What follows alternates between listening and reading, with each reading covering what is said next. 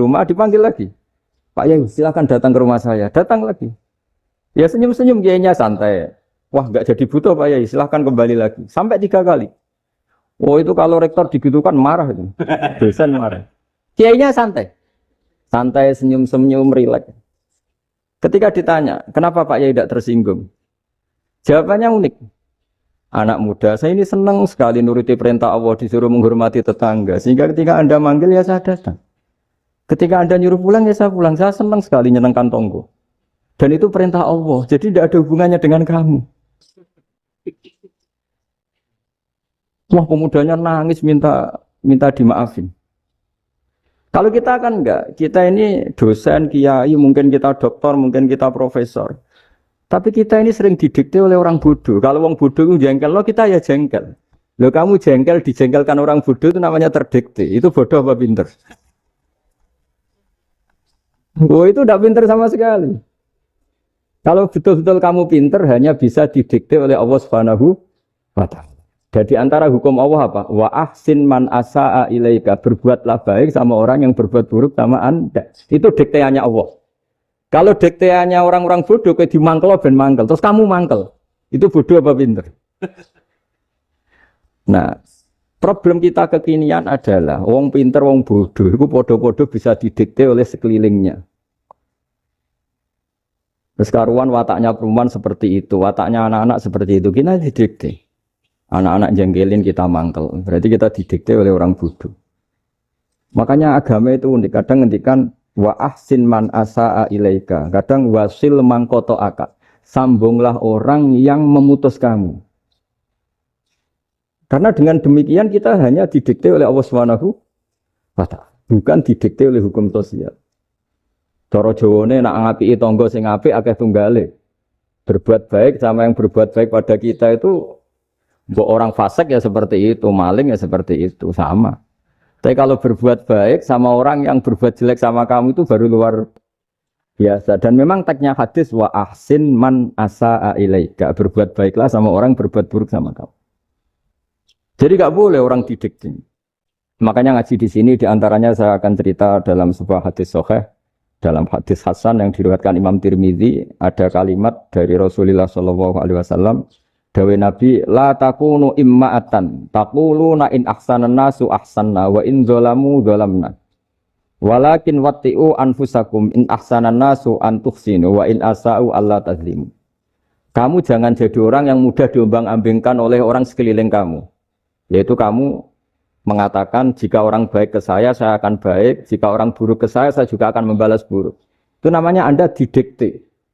Tapi berkomitmenlah kamu akan berbuat baik meskipun orang lain berbuat buruk. Nah sekarang logika sosialnya begini. Kalau di Indonesia itu ada 1000 kiai, ada 1000 profesor yang ingin membenahi Indonesia. Rata-rata orang awam itu semau gue. Terus mereka mendikte kita. Perilakunya enggak simpatik, perilakunya jengkelin. Terus 1000 profesor ini ikut jengkel. Itu kira-kira jadi solusi apa goblok bareng? Sama 1000 kiai ini ikut jengkel. Ini jadi solusi apa goblok bareng? Goblok bareng. Nah problem sekarang kita ini biasa didikte orang bodoh. Nah makanya ciri khas orang muslim itu kata Nabi, mangkana yu'minu billahi wal yaumil akhir. Jadi baik tetangga karena perintahnya Allah dan Rasul. Pentingnya apa? Bedanya karena berbuat baik ini perintahnya Allah. Mbok tonggo apik lah kita tetap apik karena perintahnya Allah dan Rasul. Begitu juga dengan hubungan dengan istri, dengan anak. Mbok bojomu lagi cerewet lah kita tetap apik. Karena dengan cara itu kita hanya tunduk kepada Allah dan Rasul. Tapi kalau kamu istri saya kalau baik ya saya baik, kalau enggak ya enggak. Berarti Anda didikte oleh perilakunya dia. Itu latihan, ya kalau dalam bahasa pondok, latihan jadi wali itu yang paling berat. Nabi itu kalau sama orang munafik itu sabarnya Masya Allah. Padahal Nabi berso kalau orang itu orang munafik. Karena dengan cara seperti itu, bahwa kebaikan Nabi pada seseorang itu atas perintahnya Allah dan Rasul, bukan atas nama servis. Kalau Nabi hanya baik kepada Abu Bakar, itu mungkin orang bilang, wis adune wong Abu Bakar baik sama Nabi. Tapi kalau Nabi baik sama orang munafik, Abdullah bin Ubay bin Salul, itu kalau enggak perintahnya Allah dan Rasul itu enggak bisa. Nah ini cobalah berlatih seperti itu, sehingga kita tidak mudah didikte. Ya saya ulang lagi nggak mudah apa? Didik. Ini ngaji. Ngaji itu harus objektif. Objektif itu jujur. Jadi bisa saja korbannya ayah saya, bisa rektornya, bisa semuanya. Tapi korban dengan makna yang bagus. Karena di antara saran Al-Quran, Allah ngendikan kalau belajar atau mencari nasihat atau mencari kebaikan apa saja, itu diistilahkan walau ala anfusikum awil walidaini wal aqrabin, meskipun ketentuan itu merugikan kamu. Jadi ketentuan apapun yang merugikan kita, kita harus tetap kaji meskipun itu tidak menguntungkan kita.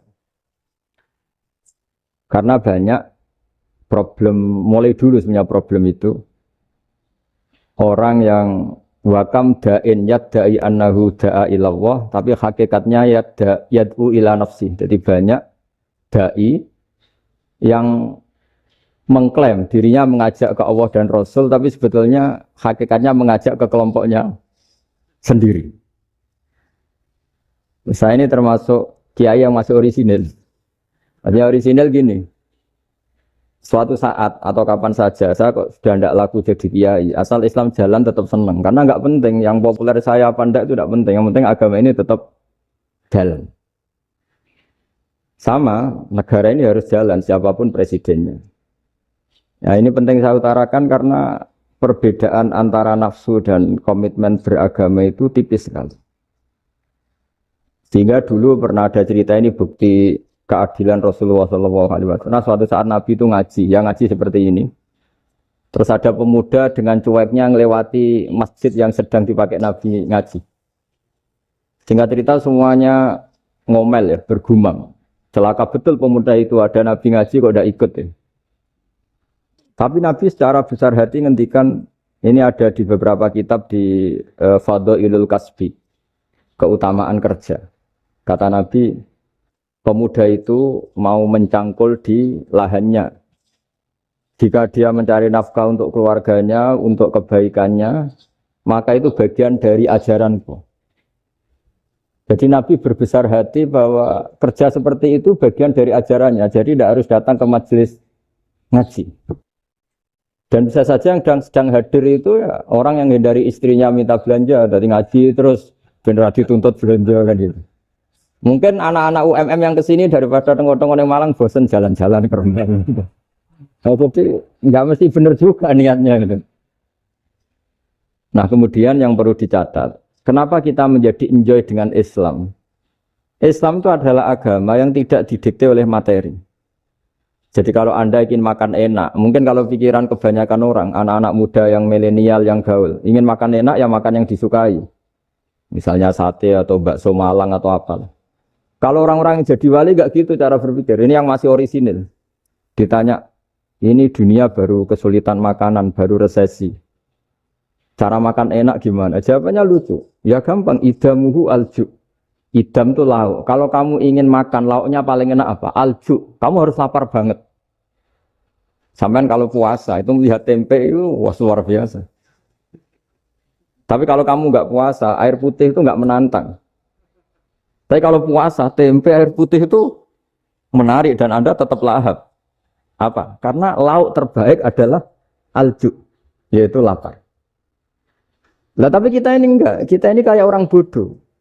Kayak orang bodoh tadi, profesornya makan nyaman ya kalau sesuai selera. Nah itu kan sama dengan anak-anak ABG. Anak ABG itu makan lahap ya kalau yang disukai. Lalu bedanya apa ABG sama profesor? Kalau cara berpikir masih sama kan itu. Kiainya juga gitu. Kiai makan enak kalau yang disukai, kalau enggak ada. Lalu bedanya apa kiai sama orang awam? Orang awam juga gitu, makan lahap ya kalau yang disukai. Nah ternyata perilaku kita ini yang pintar sama yang bodoh sama.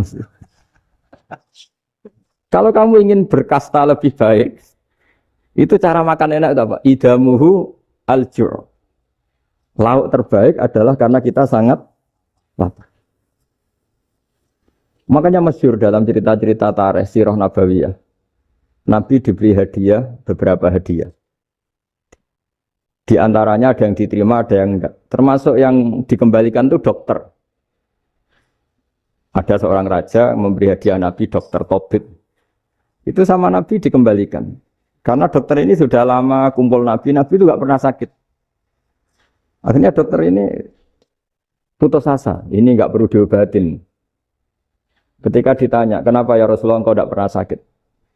Karena kita ini kaum, kita ini komunitas masyarakat yang tidak akan makan kecuali lapar. Dan kalau sudah makan, berhenti sebelum kenyang.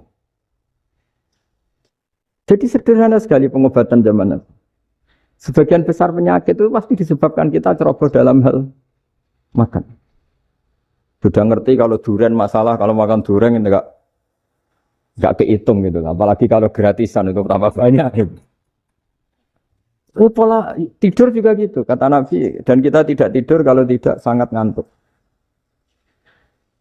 Nah, itu namanya orang-orang soleh yang sudah ada didikte materi. Kalau yang didikte materi kan bisa tidur nyenyak kalau kasurnya enak, AC gini-gini. Sebenarnya enggak, tidur enak itu ya kalau sangat ngantuk. Mbok di gudang, mbok di bis, kalau sangat ngantuk ya semuanya ya enak. Sama, mbok lapar, mbok hanya tempe, tapi kalau sangat lapar itu ya enak. Nah ini ilmu yang mulai hilang, ilmu-ilmu yang mulai hilang. Nah ini pentingnya ngaji ya. Jadi akhirnya ulama-ulama Indonesia itu dipakai rujukan. Jadi mulai Mbah Hasyim, Mbah Ahmad Dahlan sampai era buyut-buyut itu masih orang alim. Lama-lama yang di Indonesia ini orang-orang yang bodoh. Sehingga orang Jawa kalau ke sana dibully, ya Jawa tak kulul khaya. Orang Jawa itu penggaweannya itu makan ular. Karena belut itu kalau di kamus itu persis ular. Dulu itu kan kamus tidak full color. Gara-gara gak full color, gambar belut sama ular itu sama. Belut itu belut sama ular kalau gak full color gambarnya sama apa enggak? Sama. Terus orang Jawa itu kan masih banyak yang makan bajing tupai. Bajing kalau digambar tidak full color sama dengan tikus. Gambar yang tidak warna. Hitam putih. Sehingga kita ini dibully pemakan tikus dan pemakan ular. Karena belut itu persis ular kalau digambar yang tidak full color. Sampai datang Syekhona Khalil, datang ulama. Ngarang kitab ya judulnya Al-Belut. Karena enggak terima bangsanya dinyek makan apa? Ular. Terus dikarang. Wal belut hayawanun bakhriyun terus ya isu fi kadza wa kadza itu beda dengan al hayyah itu diterangkan mulai di santri. Terus sistem hotel juga gitu. Sampai tanyakan dalam sejarah dulu orang Sedayu ada namanya Syekh Mukhtar. Syekh Mukhtar bukan bikin rumah besar yang siapapun orang Indonesia haji itu nempat di sana. Nah ini yang menginspirasi akhirnya ada hotel. Dulu Syekh Mukhtar hanya menyediakan untuk hujat-hujat Indonesia. Lama-lama jadi hotel. Cara ibadah juga gitu. Kita ini kan, saya ini punya bapak kiai, mbah kiai. Punya guru yang sangat alim, ya, seorang kiai Kiai Maimun. Itu dulu kita pengkaji ilmu. Itu tidak pernah tahu bedanya NU dan Muhammadiyah. Karena dulu Mbah Darwis itu, Kiai Dahlan itu, dulu ngajinya bersama Mbah Hasyim ketika di Indonesia yang ngaji Mbah Soleh Darat. Mbah Soleh Darat itu dulu ngajinya sama buyut saya ke-6, namanya Mbah Soleh Asnawi di Kudus. Mbah Soleh Darat itu dulu alim-alimnya orang Jawa ya Mbah Soleh Darat, Soleh bin Umar. Tempatnya di Semarang, tapi beliau itu sebenarnya orang Jepara yang dekat Kudus. Setelah di Mekah, Mbah Hasyim ini mondoknya ya, mulazimnya ke Syekh Mahfud Termas. Tapi sesekali ke Syekh Khotib Minangkabau. Nah yang Mbah Ahmad Dahlan lebih sering ke Syekh Khotib Minangkabau, sesekali ke Mbah Mahfud. Singkat cerita, karena Syekh Khotib Minangkabau sudah modern, ya, terlibat organisasi dunia. Pas itu beliau pengagum Muhammad Abduh, pengagum Rasid Ridho. Sehingga bawaannya Mbah Dahlan itu lebih pergerakan, karena beliau lebih mengidolakan Syekh Khotib. Nah Syekh Khotib sendiri sebenarnya orang Minangkabau. Jadi beliau namanya Muhammad saja sebetulnya. Jadi menantunya orang Arab. Oh itu dicibir mertuanya ini, karena punya mantu orang Jawa. Orang ndak Arab. Singkat cerita terus di mertuanya bilang gini, kamu jangan pernah bilang kalau orang Arab itu mansa kanal Arab, orang yang bertempat di Arab. Walakin man takallama bi arabiyyin fasihin, tapi orang bisa ngomong Arab secara fasih. Singkat cerita, kalau kamu tidak percaya, nanti suatu saat menantu saya kalau Jumatan, tidak usah kamu kasih tahu, langsung suruh jadi khotib. Tidak usah kamu kasih tahu, sarannya tidak usah kamu kasih tahu. Kalau sekarang kan enggak. Kalau dosen mau jadi khotib kan mengumpulkan materi dulu. Lucunya di antara materinya itu dari TV. Makanya jadi ribet kan khutbah sekarang. Kalau musim corona ya akan ngomong corona, musim apa yang ngomong apa. Jadi lagi-lagi didikte oleh media. Sebenarnya kalau ngomong kan sesuai kebutuhan umat, ini obatnya apa? Tapi enggak sesuai trending topik, itu kan kayak anak-anak gaul. Ini dokter kok gitu kan aneh. Singkat cerita si khotib ini enggak dikasih tahu, Syekh Muhammad tadi enggak dikasih tahu, langsung disuruh khutbah. Fatakallama bikalamin fasihin. Dia ngomong fasih sekali. Bahkan ngalah-ngalahi fasihnya orang Arab asli. Semenjak itu beliau dapat gelar Al-Khotib, orang yang cakap berpidato berkhutbah. Ya terus dia Khotib Al-Minangkabau. Jadi orang Indonesia itu luar biasa. Dulu yang namanya orang Indonesia di Arab Saudi itu dihormati sekali. Karena yang ke sana itu pasti ulama. Sudah alim di Indonesia ke sana, termasuk Mbah Ahmad Dahlan. Mbah Hashim dulu karena sama-sama muridnya Mbah Soleh Darat. Lama-lama yang ke sana itu TKI TKW itu ya mulai agak dibully. Dulu Syekh Nawawi di antara ijtihad yang dihormati itu beliau mengkritik nyuwun sewu orang yang kan orang biasanya normalnya kan muji orang mati syahid. Hebat orang mati syahid itu hebat gini. Oke, kita sepakat orang mati syahid itu hebat. Tapi kata Imam Nawawi dengan syarat niatnya itu li'ila'i kalimatillah dan itu bawaan takdir. Saya ulang lagi, itu bawaan takdir, harus mati di medan perang. Tapi tidak boleh seseorang ini niat perang tapi niatnya supaya syahid. Karena kalau begitu berarti dia berniat supaya menjadi maktulal kafir, orang yang dibunuh orang kafir. Kedua, dengan dia mati berarti pasukan Islam berkurang.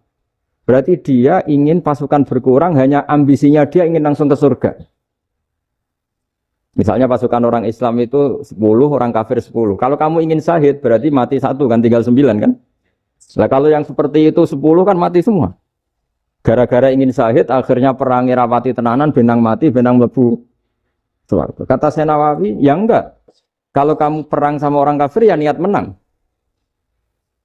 Dengan niat menang ini kamu ingin li'ila'i kalimatillah. Tapi kalau kamu ingin syahid, berarti kamu menuruti keinginan nafsu kamu yang cepat masuk surga. Itu orang Arab kagumnya bukan main. Karena di mana-mana orang itu dinilai dari niatnya. Paham ini ya? Tapi perang loh ya, dalam kondisi perang, bukan teroris. Perang itu artinya orang kafir yang ingin bunuh kita, itu perang namanya apa? Perang. Dulu orang cerita syahid itu hanya pokoknya syahid itu hebat, pokoknya syahid itu hebat. Syahid di medan perang itu hebat, pokoknya syahid di medan perang hebat. Tapi ketika Syekh Nawawi memberi penjelasan ilmiah, jika kamu perang ingin cepat mati, ingin cepat syahid, artinya ini untuk pemenuhan diri kamu, karena kamu bayangkan langsung masuk surga. Kamu lupa bahwa dengan kamu dibunuh, kekuatan Islam berkurang. Akhirnya beliau memberi penjelasan, syahid itu bagus, itu sebagai takdir. Hanya takdir itu kita perang yang ingin menang, tapi takdirnya mati. Jangan dibalik, oleh perang rapati tenanan, benang mati, namun itu yang pertama, terus ulama yang pertama memberi penjelasan itu Syekh Nawawi. Akhirnya melahirkan kekaguman yang luar biasa dengan tafsir Munirnya itu. Terus beliau itu orang yang rileks kalau menjelaskan ilmu. Ini ya juga guru-gurunya Mbah Hashim, Mbah Guru sama Mbah Hashim, sama Mbah Ahmad Dahlan Syekh Nawawi. Jadi dulu yang alim di Arab itu ada Syekh Nawawi, ada Syekh Khotib Minangkabau, ada Syekh Bakir Jogja, ada Syekh Mahfud Termas. Itu orang Indonesia banyak sekali yang alim. Bahkan di antaranya yang dikagumi Al-Azhar itu juga orang Indonesia, nama Syekh Abdul Manan, itu mbahnya Syekh Mahfud Termas. Itu pertama ada duta besar Indonesia di Mesir, itu termasuk barokahnya Mbak Abdul Manan tadi, itu juga orang Indonesia. Jadi pemahaman ulama Indonesia itu khas. Termasuk ketika memaknai apa? Syahid. Ketika memaknai apa? Syahid. Itu unik. Ketika Syekh Nawawi diuji dulu itu yang namanya ulama diuji dulu oleh 100 ulama. Jadi dulu ya ada kompetisi. Imam Bukhari diakui jadi ahli hadis itu diuji oleh mi'atu muhaddisin, 100 orang ahli hadis. Sanad dibolak-balik, matanya dibolak-balik. Tapi beliau tetap bisa mengembalikan proporsi sanad itu. Senawi pernah diuji gini. Ayul afdol al ulama awis salatin. Keren mana ulama sama raja atau sama orang-orang kaya, sama penguasa? Ya keren ulama. Dibully sama orang. Tapi setahu saya banyak ulama yang antri di rumahnya raja. Tapi saya tidak tahu melihat raja antri di rumahnya ulama. Kan kebanyakan kan mungkin ustadz atau kiai yang antri ngajukan proposal kan. Kan enggak. Nah kalau raja kan enggak pati itu. Malah enggak usah antri. Kiainya sudah nyambut sebelum datang. Jawabannya lucu Senawawi itu. Dan yang tanya itu langsung diem. Ya karena ulama itu tahu fungsinya uang. Sehingga cara nyari sampai seperti itu. Sementara raja-raja itu tidak tahu fungsinya ilmu, makanya tidak pernah sowan ulama. Sehingga, jadi ya dianggap enteng saja. Ulama kan tahu fungsinya uang, tahu untuk pondok, tahu masjid. Sementara raja tidak tahu fungsinya ilmu. Jadi itu khas Jawa ya, khas Jawa, khas Indonesia. Apa-apa yang menurut orang banyak dengan tanda kutip itu buruk atau baik, itu orang Jawa menafsirkan tuh gampang saja. Sehingga semenjak itu Jawa itu dipandang betul. Saya punya kitab namanya Qadhayal Haji wal Umrah. Itu terbitan Hayatul Ulya Arab Saudi, milik Wahabi. Itu diantara fatwa yang dipakai untuk solusi muskilatul haji, problem-problem haji kekinian. Itu fatwanya syekh-syekh yang dari Indonesia. Termasuk Syekh Khotib Minangkabau, Syekh Nawawi Banten, Syekh Bakir Nur Jogja. Misalnya begini, dalam fatwa-fatwa yang menyulitkan kita ya, sampai sekarang jadi perdebatan. Ketika Safa dan Marwah itu dengan batas tertentu, saya ulang lagi dengan batas tertentu. Mau tidak mau atas nama kebutuhan, itu kan butuh perluasan. Karena kalau naik turun itu mudah disepakati ulama. Jadi misalnya gini ya, saya punya tanah seluas ini. Pasti orang akan mengatakan sampai bawah ya tanah saya, sampai atas tanah saya. Itu mujma' alaih, itu disepakati.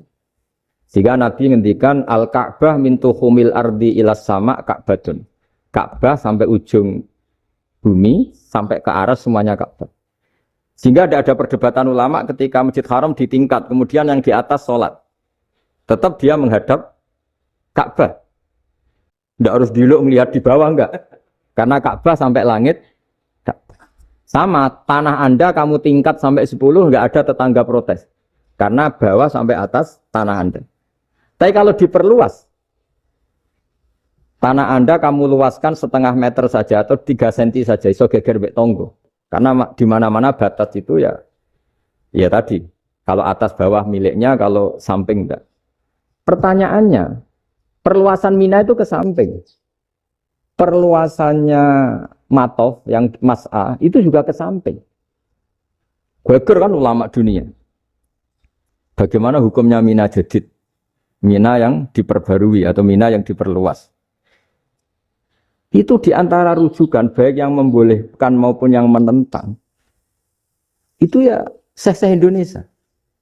Itu orisinal tuh. Saya punya kitab orisinal terbitan Hayatul Ulya. Kira-kira ya kemenaknya Arab Saudi kalau di Indonesia itu.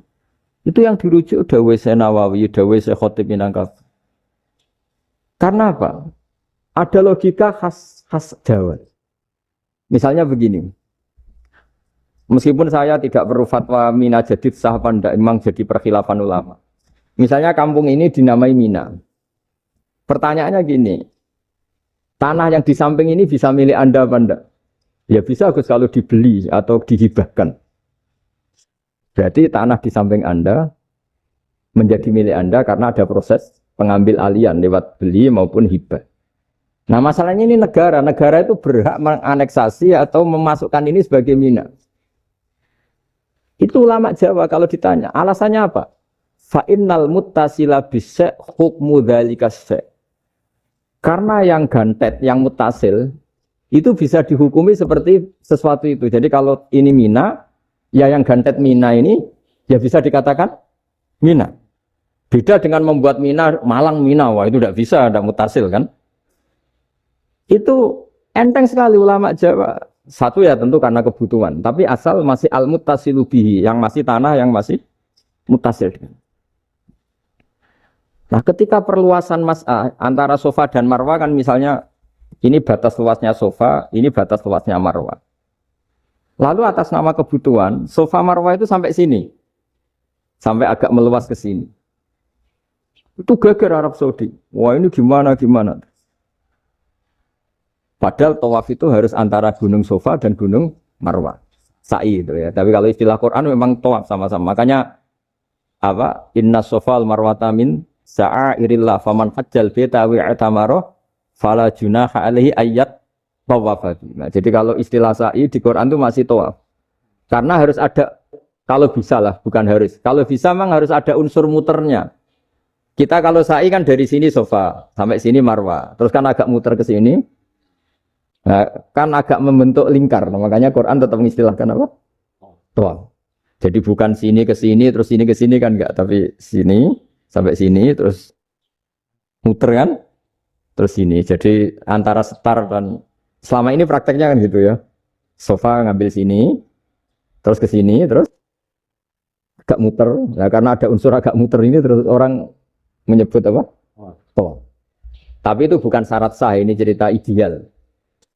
Saya ulang lagi ya. Gunung Sofa itu puncaknya atau pucuknya kalau dalam bahasa Jawa. Itu ya hanya segini, ini sampai sini. Nah, kelompok Islam yang fikih keras nggak boleh diperluas. Karena Allah memilih tempat ini itu spesial, jadi nggak boleh ke yang lain. Tapi ketika kebutuhan mendesak, mau tidak mau harus diperluas. Itu jawabnya Kiai Jawa lucu. Gunung sing ketok iku sing dhuwure tok. Sikilane luwih hombo. Berarti karena kan gunung kan bentuknya gini. Nah, sofa yang kecil itu yang atasnya, tapi sikilannya sini kakinya lebih luas. Jadi boleh perluasan asal tidak melebihi kakinya. Ya dihitung ya lebih luas. Jadi Kiai Jawa itu kayak wong delok gunung Penanggungan, kayak gunung Arjuna. Di mana-mana puncak gunung itu lebih kecil timbang kakinya. Artinya diperluas ini bukan berarti tidak di sofa dan tidak di itu khas Kiai Jawa. Jadi jangan kira orang Jawa itu tidak hebat sekali. Termasuk perkembangan hotel di Arab Saudi. Itu dulu sebelum ada hotel. Buyut saya kelima atau keenam dulu haji namanya Badur Rahman. Itu kalau mau ingin apa ya? Menghindari terik matahari itu masuk gua. Itu masuk gua itu hanya separuh badan, kakinya di luar. Jadi jangan bayangkan kalau gua di Indonesia kayak gua Akbar di Tuban orang bisa masuk jalan-jalan, enggak. Gua di Arab itu kayak cepitan batu tidak sampai masuk. Sehingga kepalanya dimasukkan, kakinya masih kena matahari. Saking panasnya Arab Saudi. Sehingga dalam bayangan hijrah ketika Nabi bersembunyi di gua apa? Sur. Itu kata Abu Bakar, kalau orang kafir melihat kakinya, pasti melihat kita, karena nggak bisa masuk penuh. Jadi orang itu mau dempes tok. Sehingga ya kira-kira luasnya gua paling segini. Makanya guyonannya kiai-kiai itu, untung nggak kayak gua Indonesia. Kalau kayak gua Indonesia, laba-labanya capek, karena luas kan. Jadi jangan bayangkan gua Arab tuh kayak gua Indonesia. Makanya bayangannya, andai kan orang itu melihat ke bawah, pasti melihat kita, karena orangnya nggak bisa masuk penuh. Nggak bisa masuk 100%. Ya kayak cepitan batu lah mirip. Itu kan mirip Gunung Uhud. Gunung Uhud kata Rasulullah nanti kalau kamu perang itu di atas, menang atau kalah di atas. Musuh biar di bawah. Dengan di atas kamu bisa mana? Jangan bayangkan kayak Gunung Merapi, kayak Gunung Penanggungan. Lah kalau Gunung Penanggungan mana ke bawah yang layang kan? Jadi gunung di Arab itu kayak bukit. Ya sampean pernah kan ke Uhud itu ya sama ini aja tinggi ini kan. Nah ini yang mulai ada mis. Makanya nerjemah itu susah di Indonesia. Karena jabal itu udah harus tinggi. Kalau tinggi nggak bisa mana dari atas ke bawah kan nggak ngefek kan. Sampean kalau ke Uhud gunungnya pendek sekali. Sehingga yang mana dari atas ke bawah ya kalau kena musuh ya celaka. Karena memang dekat. Ya kalau gunung Indonesia Mana dari atas ke bawah yang keleyang nggak ngefek. Nah itu susahnya nerjemah bahasa Arab ke kita. Jadi apa ya? Transkrip itu nggak gampang karena ada pengertian yang beda. Kita kalau bilang gunung itu tinggi sekali. Sampai banyak mahasiswa tersesat ya saking tingginya. Kalau orang naik Uhud nggak akan tersesat. Wong ketok dari bawah itu. Nggak mau saya mau cerita. Kata Mbah Mun sering cerita. Kenapa wa ma arsalnaka illa rahmatan lil alamin, kata Mbah Mun, Allah itu pasti bikin ulama yang tidak produk Arab itu pasti ada. Kalau orang Arab jadi ulama wajar, bahasanya Arab, domisilinya di Arab. Tapi Allah akan selalu bikin ulama yang tidak bangsa Arab. Imam Ghazali itu Tus itu Persia. Imam Bukhari itu kira-kira kalau sekarang ikut Uzbek. Ya, Imam Bukhari itu kalau negara sekarang ikut mana? Uzbek. Kenapa demikian kata Mbah Mun? Karena Allah sudah ngendikan wa ma arsalnaka illa kafatan linnas. Manusia semua ini kena khitabnya Islam. Kalau tidak ada ulama yang dari berbagai negara, kesannya Islam itu hanya milik orang Arab Saudi. Makanya Allah selalu bikin ulama-ulama yang bahkan tidak Arab. Termasuk Imamul Muhaddisin, yaitu Imam Bukhari, itu orang Uzbek. Orang Rusia lah kalau sekarang ikut Uni Soviet dulu. Imam Ghazali itu orang Persia. Syekh Nawawi itu orang Banten. Karena Allah ingin memaklumatkan bahwa Islam ini untuk semua. Sehingga orang yang tidak Arab pun bisa belajar Islam. Yang alimnya itu nggak kalah sama orang apa? Arab. Makanya ini PR ya. Kalau Gus Dah Ploso nanti ngendikan suatu saat orang belajar Islam itu bahkan orang Arab pun bisa belajar ke Indonesia. Kalau orang Indonesia bisa alim betul kayak dulu. Sekarang banyak liga antar ulama. Itu orang Indonesia pasti masuk. Ulama-ulama top dunia. Itu pasti orang Indonesia banyak yang masuk. Karena tadi, ketika orang Indonesia baca kitab, itu orang Arab itu kagum. Kok bisa tidak bahasanya baca secara benar? Bukan sekadar bisa baca secara benar. Karena memang dilatih sedemikian rupa di pondok-pondok. Makanya kita semua lah, yang alim di Indonesia itu kemana-mana ya pasti alim. Dulu putra Mbah Mun namanya Gus Zofur itu tahun pertama ya sudah the best di tahun pertama. Kalau tahun pertama the best-nya ilmunya bawaan dari sarang, dari keluarganya. Gus Najim mondok di Said Muhammad tahun pertama sudah dipuji sebagai yang teralim karena ya sanggup. Kalau dipujinya tahun ketiga, tahun keempat kan mungkin dapat dari sana. Ini tahun pertama. Saya ulang lagi tahun. Karena pengajaran di Indonesia itu luar biasa di pondok-pondok. Makanya kalau dalam anekdot pondok itu cerita-cerita lucu itu. Ada orang Jakarta ngaji, setelah di kelas itu pelengahan terus. Melihat jendela, lihat pintu terus. Lama-lama gurunya marah. Kamu diajarin kok enggak punya sopan. Melihat pintu terus enggak memperhatikan guru. Ya. Anak Betawinya jamnya lucu. Habis Pak Guru bohong. Kenapa ya? Pak Guru bilang Ja'a Zaidun, Zaid datang. Tak lihat enggak ada yang datang. Setelah itu contoh nasab kan ro'a itu Zaidan. Saya melihat Zaid. Saya enggak melihat Zaid. Contoh ketiga yang jer kan maror tuh Zaidin. Saya berjalan ketemu Zaid. Pak Guru diam di situ enggak jalan-jalan. Jadi saking detailnya Indonesia dia cari. Kalau rofa Ja'a Zaidun. Kalau nasab ro'a itu Zaidan. Kalau jar maror tuh Zaidin. Nah si murid Betawi ini karena pertama sekolah, ngiranya gurunya itu cerita, Zaid datang.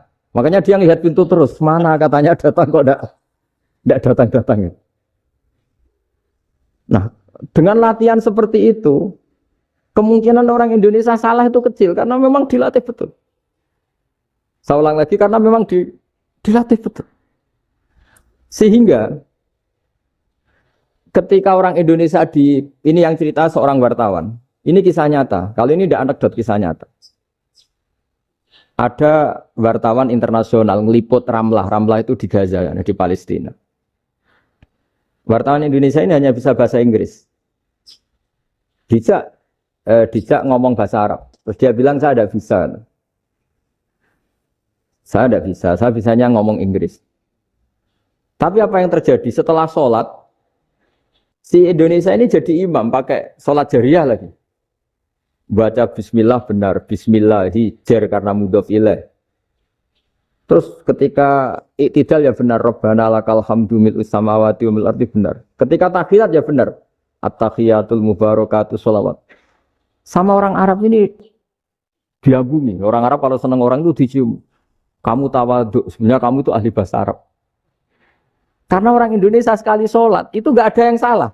Meskipun benarnya karena hafalan, tapi bagi yang ahli nahwu, itu hebat. Misalnya kita kalau ngapalkan kan, Bismillahi, Bismijar karena ba, Allah hijar karena mudhof ilaih, Ar-Rahman hijar karena sifat, Ar-Rahim karena sifat. Alhamdu rofa karena mubtada, lillahi jar karena ada huruf jarli, Robbi jar karena sifat. Sebetulnya tidak karena pinter, tapi karena hafalan. Tapi orang Indonesia hebatnya itu benar terus. Rabbana lakal hamdu, ya kan? Alhamdu rofa, terus mil'us samawati ya rofa karena sifat. Sehingga terus orang Indonesia kalau sholat di Timur Tengah itu dipuji. Karena makhrajnya ya benar, rofa nasabnya juga benar. Nah itu di negara lain tidak ada kayak Indonesia.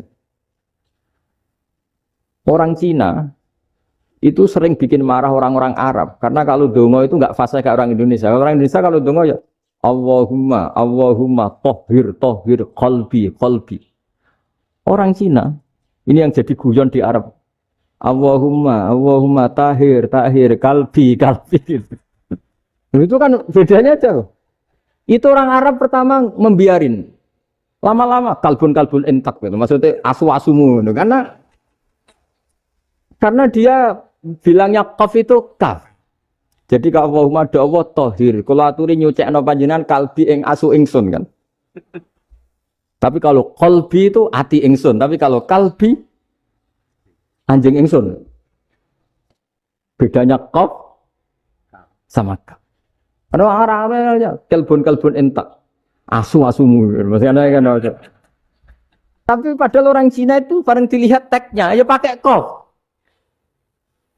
Orang Indonesia enggak, mulai kecil dilatih, sak fase-fase. Sampai ya sulit betul latihan Fatihah itu. Kalau di Kudus malah sampai 3 bulan Fatihah. Sampai at-tahiyyatu, kurang lagi, kurang bersih. At-tahiyyatu. Sampai ada cerita itu orang dipanggil maftuhin itu enggak melengak, harus maftuhin. Baru melengak. Tapi barokahnya itu, orang Indonesia kalau dongo memang benar-benar Allahumma tohir qalbi. Ya Allah sucikan hati kami, bukan tahir kalbi. Karena sekali jadi kaf itu maknanya anjing saya. Ya Allah sucikan anjing. Jadi ini orang Indonesia. Jadi kata Mbah Mun, Dawe Mbah Mun, illaka fatal linnas, bahwa agama ini milik semuanya. Itu diantara bukti Allah menghendaki atau mendesain Islam seperti ini, orang yang belajar di Indonesia itu pengetahuannya Islam, pengetahuannya tentang Islam itu tidak kalah sama yang belajar di Al-Azhar, sama yang belajar di Arab Saudi. Makanya ini PR-nya UMM, PR-nya IAIN, PR-nya UIN. Bisa enggak sealim mereka dalam bahasa Arab? Nah, bahasa Arabnya mau man anta, ana zaidun. Jangan sampai, karena kita di sana ini kadang dibully. Orang Arab tuh kalau bully kita sampai tak kasih cerita. Oh, itu ngawurnya Masya Allah. Kata dia, ada anak orang Indonesia haji. Si anaknya orang Indonesia dijotos sama anaknya orang Arab. Dijotos, dipukul. Singkat cerita terus si orang Indonesia enggak terima, anaknya yang orang Arab dipukul. Yang balas bapaknya. Orang Arab tanya, lima ada dorobta ibni, kenapa kamu mukul anak saya? Itu orang Indonesia bahasa, wah anakku gila. Jadi hanya bilang gitu. Artinya anak saya dihada ya maka tak ada. Arabnya gitu. Anak saya dipukul maka saya balas mukul. Itu orang Arab mantuk-mantuk oh gitu. Paham? Rumah dipanggil lagi. Pak Yai silakan datang ke rumah saya. Datang lagi. Ya senyum-senyum kayaknya santai. Wah nggak jadi butuh Pak Yai, silahkan kembali lagi. Sampai 3 kali. Oh itu kalau rektor digitukan marah itu. Dosen marah. Kiainya santai. Santai, senyum-senyum, rileks. Ketika ditanya, kenapa Pak Yai tidak tersinggung? Jawabannya unik. Anak muda, saya ini senang sekali nuruti perintah Allah, disuruh menghormati tetangga. Sehingga ketika Anda manggil, ya saya datang. Ketika Anda nyuruh pulang, ya saya pulang. Saya senang sekali nyenangkan tonggo. Dan itu perintah Allah, jadi tidak ada hubungannya dengan kamu. Wah, pemudanya nangis minta dimaafin. Kalau kita kan enggak, kita ini dosen, kiai, mungkin kita doktor, mungkin kita profesor. Tapi kita ini sering didikte oleh orang bodoh. Kalau orang bodoh itu jengkel, lo kita ya jengkel. Lo kamu jengkel, dijengkelkan orang bodoh itu namanya terdikte. Itu bodoh apa pinter? Oh, itu tidak pinter sama sekali. Kalau betul-betul kamu pinter, hanya bisa didikte oleh Allah Subhanahu wa Ta'ala. Jadi antara hukum Allah apa? Wa ahsin man asa'a ilaika. Berbuatlah baik sama orang yang berbuat buruk sama Anda. Itu dikteannya Allah. Kalau dikteannya orang-orang bodoh, kayak dimangkel, ben mangkel. Terus kamu mangkel. Itu bodoh apa pinter? Nah, problem kita kekinian adalah wong pinter, wong bodoh. Itu bodoh-bodoh bisa didikte oleh sekelilingnya. Terus karuan wataknya perempuan seperti itu, wataknya anak-anak seperti itu. Kita didikte. Anak-anak jengkelin kita mangkel. Berarti kita didikte oleh orang bodoh. Makanya agama itu unik. Kadang ngendikan wa ahsin man asa'a ilaika. Kadang wasil man qata'aka. Sambunglah orang yang memutus kamu. Karena dengan demikian kita hanya didikte oleh Allah Subhanahu wa Ta'ala, bukan didikte oleh hukum sosial. Cara Jawane nak ngapiki tangga sing apik akeh tunggale. Berbuat baik sama yang berbuat baik pada kita itu, mbok orang fasik ya seperti itu, maling ya seperti itu, sama. Tapi kalau berbuat baik sama orang yang berbuat jelek sama kamu itu baru luar biasa. Dan memang teksnya hadis wa ahsin man asa'a ilaika. Berbuat baiklah sama orang berbuat buruk sama kamu. Jadi gak boleh orang didikte. Makanya ngaji di sini diantaranya saya akan cerita dalam sebuah hadis sahih, dalam hadis hasan yang diriwayatkan Imam Tirmidzi, ada kalimat dari Rasulullah SAW. Dawe Nabi, la takunu imma'atan, taquluna in ahsanan nasu ahsanna, wa in zolamu zolamna. Walakin watti'u anfusakum in ahsanan nasu antuhsinu, wa in asa'u Allah tazlimu. Kamu jangan jadi orang yang mudah diombang-ambingkan oleh orang sekeliling kamu. Yaitu kamu mengatakan, jika orang baik ke saya akan baik, jika orang buruk ke saya juga akan membalas buruk. Itu namanya Anda didikte. Tapi berkomitmenlah kamu akan berbuat baik meskipun orang lain berbuat buruk. Nah sekarang logika sosialnya begini. Kalau di Indonesia itu ada 1000 kiai, ada 1000 profesor yang ingin membenahi Indonesia. Rata-rata orang awam itu semau gue. Terus mereka mendikte kita. Perilakunya enggak simpatik, perilakunya jengkelin. Terus 1000 profesor ini ikut jengkel. Itu kira-kira jadi solusi apa goblok bareng? Sama 1000 kiai ini ikut jengkel, ini jadi solusi apa goblok bareng? Goblok bareng. Nah problem sekarang kita ini biasa didikte orang bodoh. Nah makanya ciri khas orang muslim itu kata Nabi, mangkana yu'minu billahi wal yaumil akhir. Jadi baik tetangga karena perintahnya Allah dan Rasul. Pentingnya apa? Bedanya karena berbuat baik ini perintahnya Allah, mbok tonggo apik lah kita tetap apik karena perintahnya Allah dan Rasul. Begitu juga dengan hubungan dengan istri, dengan anak. Mbok bojomu lagi cerewet lah, ya tetap apik. Karena dengan cara itu kita hanya tunduk kepada Allah dan Rasul. Tapi kalau kamu, istri saya kalau baik ya saya baik, kalau enggak ya enggak. Berarti Anda didikte oleh perilakunya dia. Itu latihan, ya kalau dalam bahasa pondok, latihan jadi wali itu yang paling berat. Nabi itu kalau sama orang munafik itu sabarnya Masya Allah. Padahal Nabi berso kalau orang itu orang munafik. Karena dengan cara seperti itu, bahwa kebaikan Nabi pada seseorang itu atas perintahnya Allah dan Rasul, bukan atas nama servis. Kalau Nabi hanya baik kepada Abu Bakar, itu mungkin orang bilang, wis adune wong Abu Bakar baik sama Nabi. Tapi kalau Nabi baik sama orang munafik, Abdullah bin Ubay bin Salul, itu kalau enggak perintahnya Allah dan Rasul itu enggak bisa. Nah ini cobalah berlatih seperti itu, sehingga kita tidak mudah didikte. Ya saya ulang lagi, enggak mudah apa? Didikte. Ini ngaji itu harus objektif itu jujur. Jadi bisa saja korbannya ayah saya, bisa rektornya, bisa semuanya. Tapi korban dengan makna yang bagus. Karena di antara saran Al-Quran, Allah ngendikan kalau belajar atau mencari nasihat atau mencari kebaikan apa saja, itu diistilahkan walau ala anfusikum awil walidaini wal aqrabin, meskipun ketentuan itu merugikan kamu. Jadi ketentuan apapun yang merugikan kita, kita harus tetap kaji, meskipun itu tidak menguntungkan kita. Karena banyak problem, mulai dulu sebenarnya problem itu, orang yang wakam da'in yadda'i annahu da'a ilallah, tapi hakikatnya yad'u ila nafsi. Jadi banyak da'i yang mengklaim dirinya mengajak ke Allah dan Rasul, tapi sebetulnya hakikatnya mengajak ke kelompoknya sendiri. Saya ini termasuk kiai yang masih orisinil. Artinya orisinil gini, suatu saat atau kapan saja saya kok sudah tidak laku jadi kiai, asal Islam jalan tetap senang, karena nggak penting yang populer saya apa enggak itu tidak penting, yang penting agama ini tetap jalan. Sama, negara ini harus jalan siapapun presidennya. Ya ini penting saya utarakan karena perbedaan antara nafsu dan komitmen beragama itu tipis sekali. Sehingga dulu pernah ada cerita, ini bukti keadilan Rasulullah SAW. Nah suatu saat Nabi itu ngaji, yang ngaji seperti ini.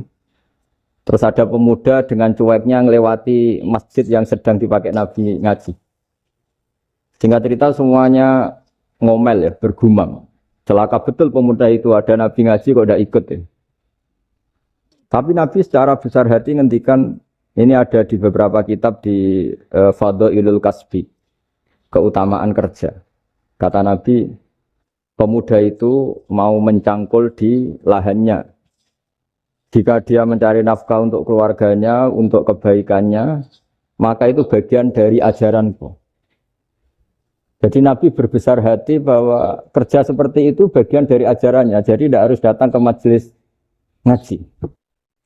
Dan bisa saja yang sedang hadir itu ya orang yang hindari istrinya minta belanja, dari ngaji terus benar dituntut belanja kan gitu. Mungkin anak-anak UMM yang kesini daripada tengok-tengok yang Malang bosan jalan-jalan ke rumah. Jadi nggak mesti benar juga niatnya gitu. Nah kemudian yang perlu dicatat, kenapa kita menjadi enjoy dengan Islam? Islam itu adalah agama yang tidak didikte oleh materi. Jadi kalau Anda ingin makan enak, mungkin kalau pikiran kebanyakan orang, anak-anak muda yang milenial, yang gaul, ingin makan enak ya makan yang disukai. Misalnya sate atau bakso Malang atau apa. Kalau orang-orang yang jadi wali gak gitu cara berpikir. Ini yang masih orisinil. Ditanya, ini dunia baru kesulitan makanan, baru resesi. Cara makan enak gimana? Jawabannya lucu. Ya gampang, idamuhu alju. Idam itu lauk. Kalau kamu ingin makan lauknya paling enak apa? Alju. Kamu harus lapar banget. Sampai kalau puasa itu melihat tempe itu wah luar biasa. Tapi kalau kamu nggak puasa, air putih itu nggak menantang. Tapi kalau puasa, tempe air putih itu menarik dan Anda tetap lahap. Apa? Karena lauk terbaik adalah alju, yaitu lapar. Lah tapi kita ini enggak. Kita ini kayak orang bodoh. Kayak orang bodoh tadi, profesornya makan nyaman ya kalau sesuai selera. Nah itu kan sama dengan anak-anak ABG. Anak ABG itu makan lahap ya kalau yang disukai. Lalu bedanya apa ABG sama profesor? Kalau cara berpikir masih sama kan itu. Kiainya juga gitu. Kiai makan enak kalau yang disukai, kalau enggak ada. Lalu bedanya apa kiai sama orang awam? Orang awam juga gitu, makan lahap ya kalau yang disukai. Nah ternyata perilaku kita ini yang pintar sama yang bodoh sama mas. Kalau kamu ingin berkasta lebih baik, itu cara makan enak itu apa? Idamuhu al-ju'. Lauk terbaik adalah karena kita sangat lapar. Makanya masyhur dalam cerita-cerita tarikh sirah nabawiyah. Nabi diberi hadiah, beberapa hadiah. Di antaranya ada yang diterima, ada yang enggak. Termasuk yang dikembalikan itu dokter. Ada seorang raja memberi hadiah Nabi dokter Tobit. Itu sama Nabi dikembalikan. Karena dokter ini sudah lama kumpul Nabi itu gak pernah sakit. Akhirnya dokter ini putus asa, ini gak perlu diobatin. Ketika ditanya, kenapa ya Rasulullah engkau gak pernah sakit? Karena kita ini kaum Kita ini komunitas masyarakat yang tidak akan makan kecuali lapar. Dan kalau sudah makan, berhenti sebelum kenyang. Jadi sederhana sekali pengobatan zaman now. Sebagian besar penyakit itu pasti disebabkan kita ceroboh dalam hal makan. Sudah ngerti kalau durian masalah, kalau makan durian enggak kehitung gitu. Apalagi kalau gratisan itu tambah banyak gitu. Pola tidur juga gitu, kata Nabi. Dan kita tidak tidur kalau tidak sangat ngantuk. Nah, itu namanya orang-orang soleh yang sudah ada didikte materi. Kalau yang didikte materi kan bisa tidur nyenyak kalau kasurnya enak, AC gini-gini. Sebenarnya enggak, tidur enak itu ya kalau sangat ngantuk. Mbok di gudang, mbok di bis, kalau sangat ngantuk ya semuanya ya enak. Sama, mbok lapar, mbok hanya tempe, tapi kalau sangat lapar itu ya enak. Nah ini ilmu yang mulai hilang, ilmu-ilmu yang mulai hilang. Nah ini pentingnya ngaji ya. Jadi akhirnya ulama-ulama Indonesia itu dipakai rujukan. Jadi mulai Mbah Hasyim, Mbah Ahmad Dahlan sampai era buyut-buyut itu masih orang alim. Lama-lama yang di Indonesia ini orang-orang yang bodoh. Sehingga orang Jawa kalau ke sana dibully, ya Jawa tak kulul khaya. Orang Jawa itu penggaweannya itu mangan ulo, makan ular. Karena belut itu kalau di kamus itu persis ular. Dulu itu kan kamus tidak full color. Gara-gara gak full color, gambar belut sama ular itu sama. Belut itu belut sama ular kalau gak full color gambarnya sama apa enggak? Sama. Terus orang Jawa itu kan masih banyak yang makan bajing tupai. Bajing kalau digambar tidak full color sama dengan tikus. Gambar yang tidak warna. Hitam putih. Sehingga kita ini dibully pemakan tikus dan pemakan ular. Karena belut itu persis ular kalau digambar yang tidak full color. Sampai datang Syekhona Khalil, datang ulama. Ngarang kitab ya judulnya Al-Belut. Karena enggak terima bangsanya dinyek makan apa? Ular. Terus dikarang.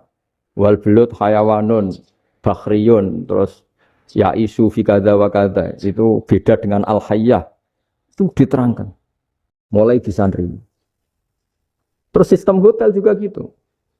Sampeyan tanyakan dalam sejarah dulu orang Sedayu ada namanya Syekh Mukhtar. Syekh Mukhtar bukan bikin rumah besar yang siapapun orang Indonesia haji itu nempat di sana. Nah ini yang menginspirasi akhirnya ada hotel. Dulu Syekh Mukhtar hanya menyediakan untuk hujat-hujat Indonesia. Lama-lama jadi hotel. Cara ibadah juga gitu.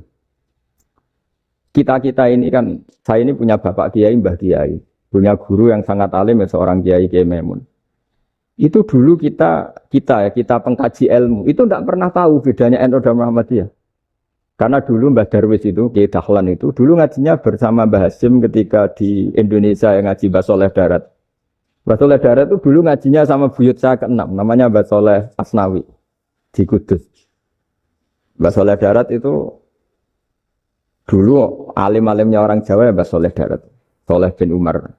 Tempatnya di Semarang, tapi beliau itu sebenarnya orang Jepara yang dekat Kudus. Setelah di Mekah, Mbah Hasyim ini mondoknya, mulazimnya ke Syekh Mahfud Termas. Tapi sesekali ke Syekh Khotib Minangkabau. Nah yang Mbah Ahmad Dahlan lebih sering ke Syekh Khotib Minangkabau, sesekali ke Mbah Mahfud. Singkat cerita, karena Syekh Khotib Minangkabau sudah modern, terlibat organisasi dunia. Pas itu beliau pengagum Muhammad Abduh, pengagum Rasid Ridho. Sehingga bawaannya Mbah Dahlan itu lebih pergerakan, karena beliau lebih ngidolakan Syekh Khotib. Nah Syekh Khotib sendiri sebenarnya orang Minangkabau. Jadi beliau namanya Muhammad saja sebetulnya.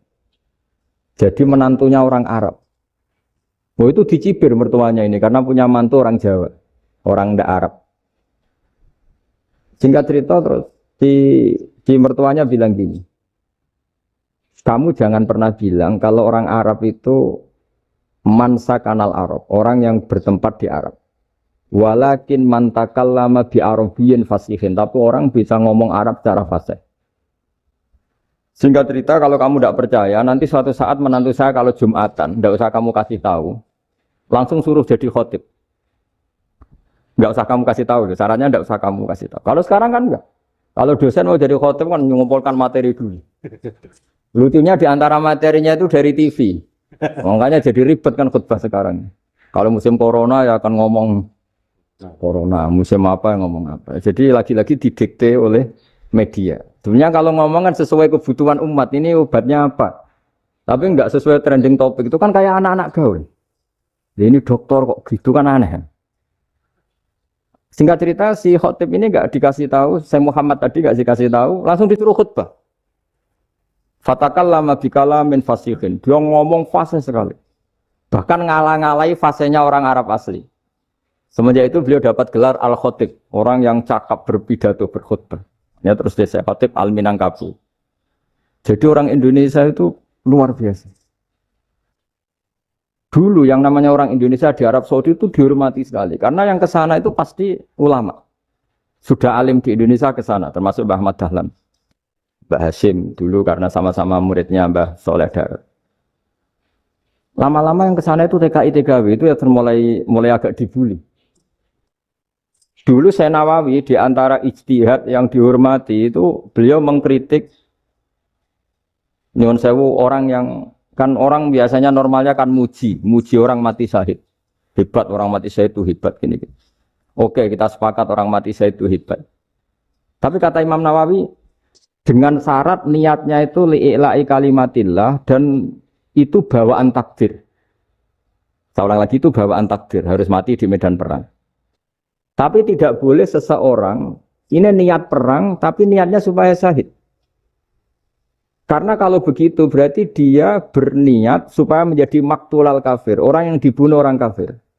Kedua, dengan dia mati berarti pasukan Islam berkurang. Berarti dia ingin pasukan berkurang, hanya ambisinya dia ingin langsung ke surga. Misalnya pasukan orang Islam itu 10, orang kafir 10. Kalau kamu ingin syahid berarti mati 1 kan, tinggal 9 kan. Nah kalau yang seperti itu 10 kan mati semua. Gara-gara ingin syahid, akhirnya perangi rapati tenanan, benang mati, benang lebu. Kata Syekh Nawawi, ya enggak. Kalau kamu perang sama orang kafir, ya niat menang. Dengan niat menang ini, kamu ingin li'ila'i kalimatillah. Tapi kalau kamu ingin syahid, berarti kamu menuruti keinginan nafsu kamu yang cepat masuk surga. Itu orang Arab kagumnya bukan main. Karena di mana-mana orang itu dinilai dari niatnya. Paham ini ya? Tapi perang loh ya, dalam kondisi perang, bukan teroris. Perang itu artinya orang kafir yang ingin bunuh kita, itu perang namanya apa? Perang.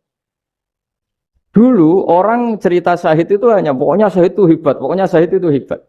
Syahid di medan perang itu hebat, pokoknya syahid di medan perang hebat. Tapi ketika Syekh Nawawi memberi penjelasan ilmiah, jika kamu perang ingin cepat mati, ingin cepat syahid, artinya ini untuk pemenuhan diri kamu, karena kamu bayangkan langsung masuk surga. Kamu lupa bahwa dengan kamu dibunuh, kekuatan Islam berkurang. Akhirnya beliau memberi penjelasan. Syahid itu bagus, itu sebagai takdir. Hanya takdir itu kita perang yang ingin menang, tapi takdirnya mati. Jangan dibalik. Oleh perang rapati tenanan, benang mati, namun lebu. Itu yang pertama, terus ulama yang pertama memberi penjelasan itu Syekh Nawawi. Akhirnya melahirkan kekaguman yang luar biasa dengan tafsir Munirnya itu. Terus beliau itu orang yang rileks kalau menjelaskan ilmu. Ini ya juga guru-gurunya Mbah Hashim, Mbah Guru sama Mbah Hashim, sama Mbah Ahmad Dahlan Syekh Nawawi. Jadi dulu yang alim di Arab itu ada Syekh Nawawi, ada Syekh Khotib Minangkabau, ada Syekh Bakir Jogja, ada Syekh Mahfud Termas. Itu orang Indonesia banyak sekali yang alim.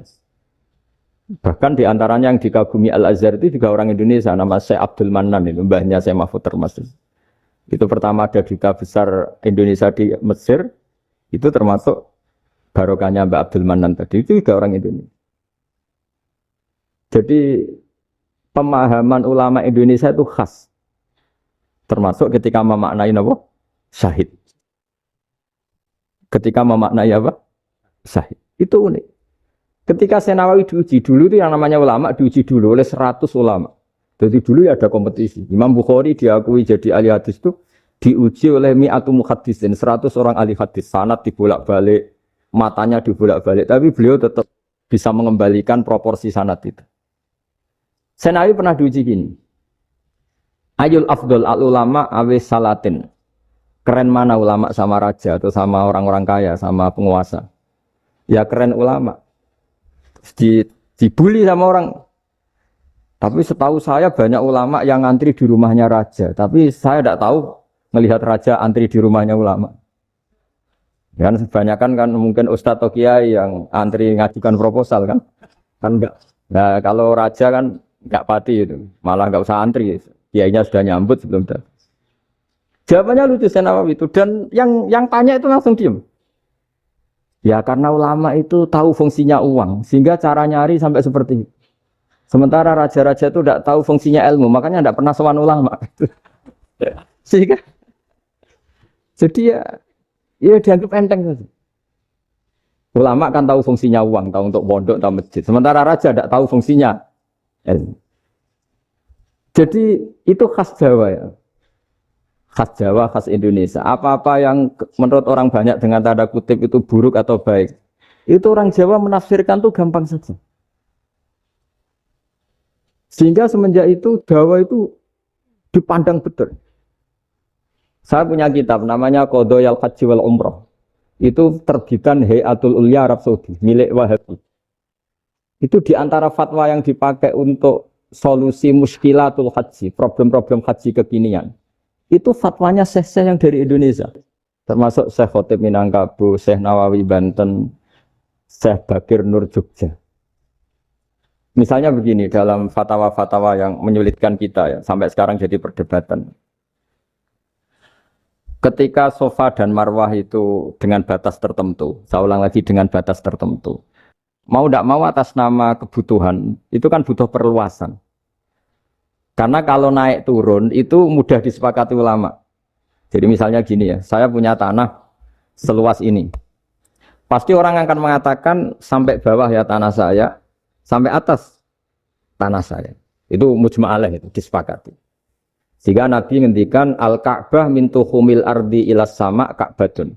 Ka'bah sampai ujung bumi, sampai ke aras semuanya Ka'bah. Sehingga tidak ada perdebatan ulama ketika Masjid Haram di tingkat, kemudian yang di atas sholat. Tetap dia menghadap Ka'bah. Tidak harus diluk melihat di bawah, enggak. Karena Ka'bah sampai langit. Sama, tanah Anda kamu tingkat sampai 10, enggak ada tetangga protes. Karena bawah sampai atas tanah Anda. Tapi kalau diperluas, tanah Anda kamu luaskan setengah meter saja atau 3 cm saja, iso geger mbek tonggo. Karena di mana-mana batas itu ya tadi.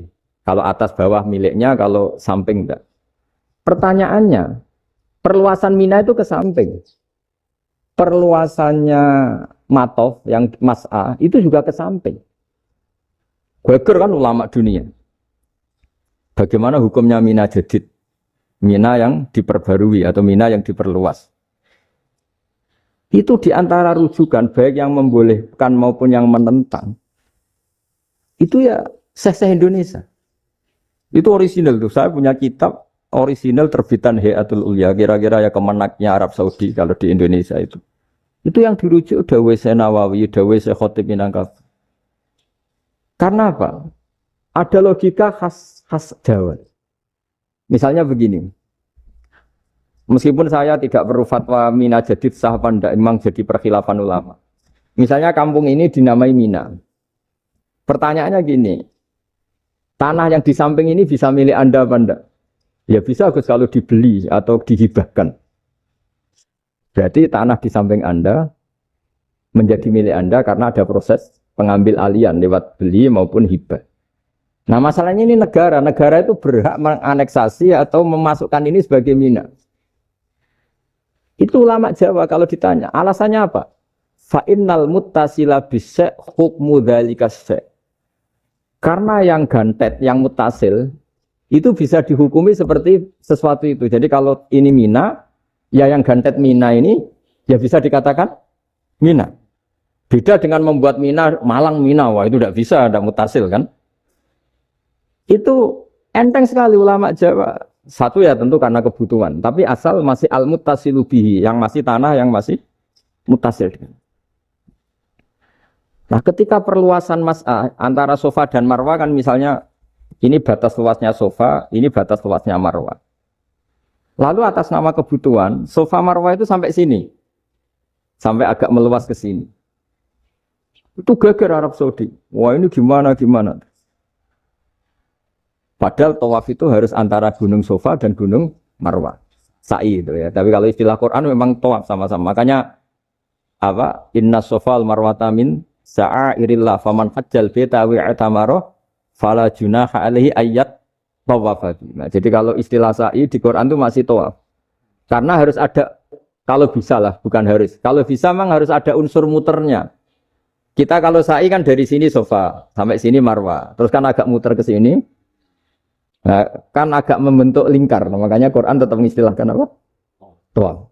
Jadi bukan sini ke sini terus sini ke sini kan enggak, tapi sini sampai sini terus muter kan? Terus sini. Jadi antara setar dan selama ini prakteknya kan gitu ya. Safa ngambil sini terus ke sini terus agak muter. Nah, karena ada unsur agak muter ini terus orang menyebut apa? Tawaf. Tapi itu bukan syarat sah, ini cerita ideal. Saya ulang lagi ya. Gunung Safa itu puncaknya atau pucuknya kalau dalam bahasa Jawa. Itu ya hanya segini, ini sampai sini. Nah, kelompok Islam yang fikih keras nggak boleh diperluas. Karena Allah memilih tempat ini itu spesial, jadi nggak boleh ke yang lain. Tapi ketika kebutuhan mendesak, mau tidak mau harus diperluas. Itu jawabnya Kiai Jawa lucu. Gunung sing ketok iku sing dhuwure tok. Sikilane luwih hombo. Berarti karena kan gunung kan bentuknya gini. Nah, Safa yang kecil itu yang atasnya, tapi sikilannya sini kakinya lebih luas. Jadi boleh perluasan asal tidak melebihi kakinya. Ya dihitung ya lebih luas. Jadi Kiai Jawa itu kayak wong delok gunung Penanggungan, kayak gunung Arjuna. Di mana-mana puncak gunung itu lebih kecil timbang kakinya. Artinya diperluas ini bukan berarti tidak di Safa dan tidak di itu khas Kiai Jawa. Jadi jangan kira orang Jawa itu udah hebat sekali. Termasuk perkembangan hotel di Arab Saudi. Itu dulu sebelum ada hotel. Buyut saya kelima atau keenam dulu haji namanya Badur Rahman.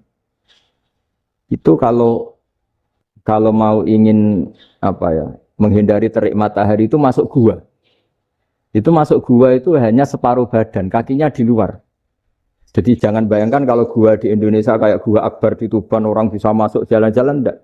Gua di Arab tuh kayak cepitan batu tidak sampai masuk. Sehingga kepalanya dimasukkan, kakinya masih kena matahari. Saking panasnya Arab Saudi. Sehingga dalam bayangan hijrah ketika Nabi bersembunyi di gua apa? Sur. Itu kata Abu Bakar, kalau orang kafir melihat kakinya, pasti melihat kita, karena nggak bisa masuk penuh. Jadi orang itu mau dempes tok. Sehingga ya kira-kira luasnya gua paling segini. Makanya guyonannya kiai-kiai itu, untung nggak kayak gua Indonesia. Kalau kayak gua Indonesia, laba-labanya capek, karena luas kan. Jadi jangan bayangkan gua Arab tuh kayak gua Indonesia. Makanya bayangannya, andai kan orang tuh melihat ke bawah, pasti melihat kita, karena orangnya nggak bisa masuk penuh. Nggak bisa masuk 100%. Ya kayak cepitan batu lah mirip. Itu kan mirip Gunung Uhud. Gunung Uhud kata Rasulullah nanti kalau kamu perang itu di atas, menang atau kalah di atas. Musuh biar di bawah. Dengan di atas kamu bisa mana? Jangan bayangkan kayak Gunung Merapi, kayak Gunung Penanggungan. Lah kalau Gunung Penanggungan mana ke bawah yang layang kan? Jadi gunung di Arab itu kayak bukit. Ya sampean pernah kan ke Uhud itu ya sama ini aja tinggi ini kan. Nah ini yang mulai ada mis. Makanya nerjemah itu susah di Indonesia. Karena jabal itu udah harus tinggi. Kalau tinggi nggak bisa mana dari atas ke bawah kan nggak ngefek kan. Sampean kalau ke Uhud gunungnya pendek sekali. Sehingga yang mana dari atas ke bawah ya kalau kena musuh ya celaka. Karena memang dekat. Ya kalau gunung Indonesia mana dari atas ke bawah yang layang nggak ngefek. Nah itu susahnya nerjemah bahasa Arab ke kita. Jadi apa ya? Transkrip itu nggak gampang karena ada pengertian yang beda. Kita kalau bilang gunung itu tinggi sekali. Sampai banyak mahasiswa tersesat ya saking tingginya. Kalau orang naik Uhud gak akan tersesat, wong ketok dari bawah itu. Ndak mau saya mau cerita. Kata Mbah Mun sering cerita. Kenapa wa ma arsalnaka illa rahmatan lil alamin, kata Mbah Mun, Allah itu pasti bikin ulama yang tidak produk Arab itu pasti ada. Kalau orang Arab jadi ulama wajar, bahasanya Arab, domisilinya di Arab. Tapi Allah akan selalu bikin ulama yang tidak bangsa Arab. Imam Ghazali itu Tus itu Persia. Imam Bukhari itu kira-kira kalau sekarang ikut Uzbek. Ya, Imam Bukhari itu kalau negara sekarang ikut mana? Uzbek. Kenapa demikian kata Mbah Mun? Karena Allah sudah ngendikan wa ma arsalnaka illa kafatan linnas. Manusia semua ini kena khitabnya Islam. Kalau tidak ada ulama yang dari berbagai negara, kesannya Islam itu hanya milik orang Arab Saudi. Makanya Allah selalu bikin ulama-ulama yang bahkan tidak Arab. Termasuk Imamul Muhaddisin, yaitu Imam Bukhari, itu orang Uzbek. Orang Rusia lah kalau sekarang ikut Uni Soviet dulu. Imam Ghazali itu orang Persia. Syekh Nawawi itu orang Banten. Karena Allah ingin memaklumatkan bahwa Islam ini untuk semua. Sehingga orang yang tidak Arab pun bisa belajar Islam. Yang alimnya itu nggak kalah sama orang apa? Arab. Makanya ini PR ya. Kalau Gus Dah Ploso nanti ngendikan suatu saat orang belajar Islam itu bahkan orang Arab pun bisa belajar ke Indonesia. Kalau orang Indonesia bisa alim betul kayak dulu. Sekarang banyak liga antar ulama. Itu orang Indonesia pasti masuk. Ulama-ulama top dunia. Itu pasti orang Indonesia banyak yang masuk. Karena tadi, ketika orang Indonesia baca kitab, itu orang Arab itu kagum. Kok bisa tidak bahasanya baca secara benar? Bukan sekadar bisa baca secara benar. Karena memang dilatih sedemikian rupa di pondok-pondok. Makanya kita semua lah, yang alim di Indonesia itu kemana-mana ya pasti alim.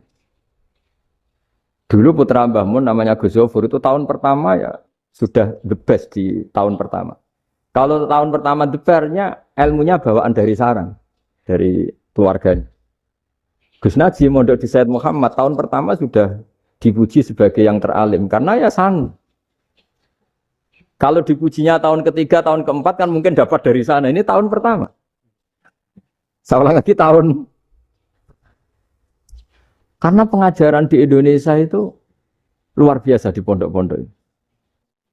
Makanya kalau dalam anekdot pondok itu cerita-cerita lucu itu. Ada orang Jakarta ngaji. Setelah di kelas itu pelengahan terus. Melihat jendela, lihat pintu terus. Lama-lama gurunya marah. Kamu diajarin kok enggak punya sopan. Melihat pintu terus enggak memperhatikan guru. Anak Betawinya jamnya lucu. Habis Pak Guru bohong. Kenapa ya? Pak Guru bilang Ja'a Zaidun, Zaid datang. Tak lihat enggak ada yang datang. Setelah itu contoh nasab kan ro'a itu Zaidan. Saya melihat Zaid. Saya enggak melihat Zaid. Contoh ketiga yang jar kan maror tu Zaidin. Saya berjalan ketemu Zaid. Pak Guru diam di situ enggak jalan-jalan.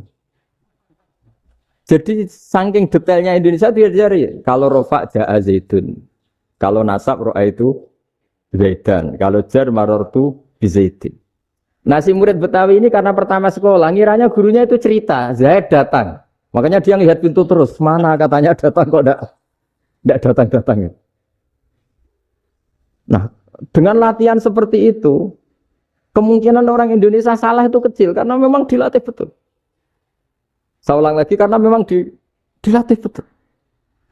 Sehingga, ketika orang Indonesia ini yang cerita seorang wartawan, ini kisah nyata. Kalau ini tidak anekdot, kisah nyata. Ada wartawan internasional ngeliput Ramlah. Ramlah itu di Gaza, di Palestina. Wartawan Indonesia ini hanya bisa bahasa Inggris. Dijak ngomong bahasa Arab. Terus dia bilang saya tidak bisa. Saya tidak bisa. Saya bisanya ngomong Inggris. Tapi apa yang terjadi setelah sholat? Si Indonesia ini jadi imam pakai sholat jariah lagi. Baca bismillah benar, bismillah hijar karena mudhof ilaih. Terus ketika iktidal ya benar, Rabbana lakal hamdu mil'us samawati wa mil'ardi benar. Ketika tahiyat ya benar, at-tahiyatul mubarakatuh sholawat. Sama orang Arab ini diagumi. Orang Arab kalau seneng orang itu dicium. Kamu tawaduk, sebenarnya kamu itu ahli bahasa Arab. Karena orang Indonesia sekali sholat, itu nggak ada yang salah. Meskipun benarnya karena hafalan, tapi bagi yang ahli nahwu, itu hebat. Misalnya kita kalau ngapalkan kan, Bismillahi, Bismijar karena ba, Allah hijar karena mudhaf ilaih, Ar-Rahman hijar karena sifat, Ar-Rahimi karena sifat. Alhamdu rofa karena mubtada, lillahi jar karena ada huruf jarli, Robbi jar karena sifat. Sebetulnya enggak karena pinter, tapi karena hafalan. Tapi orang Indonesia hebatnya itu benar terus. Rabbana lakal hamdu. Ya kan, alhamdu rofa. Terus mil usamawati ya rofa karena sifat. Sehingga terus orang Indonesia kalau sholat di Timur Tengah, itu dipuji. Karena makhrajnya ya benar, rofa nasobnya juga benar.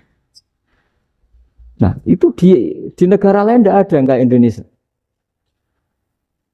Orang Cina itu sering bikin marah orang-orang Arab karena kalau dongo itu nggak fasih kayak orang Indonesia. Orang Indonesia kalau dongo ya Allahumma Allahumma tohir tohir qalbi qalbi. Orang Cina ini yang jadi guyon di Arab. Allahumma Allahumma tahir tahir qalbi qalbi. Itu kan bedanya jauh. Itu orang Arab pertama membiarin. Lama-lama kalbun entak gitu. Maksudnya asu-asumu gitu. Karena dia bilangnya qaf itu kaf. Jadi kalau Allahumma do Allah tohir. Kalau aturi nyucekno panjenengan kalbi ing asu ingsun kan. Tapi kalau qalbi itu ati ingsun. Tapi kalau kalbi anjing ingsun.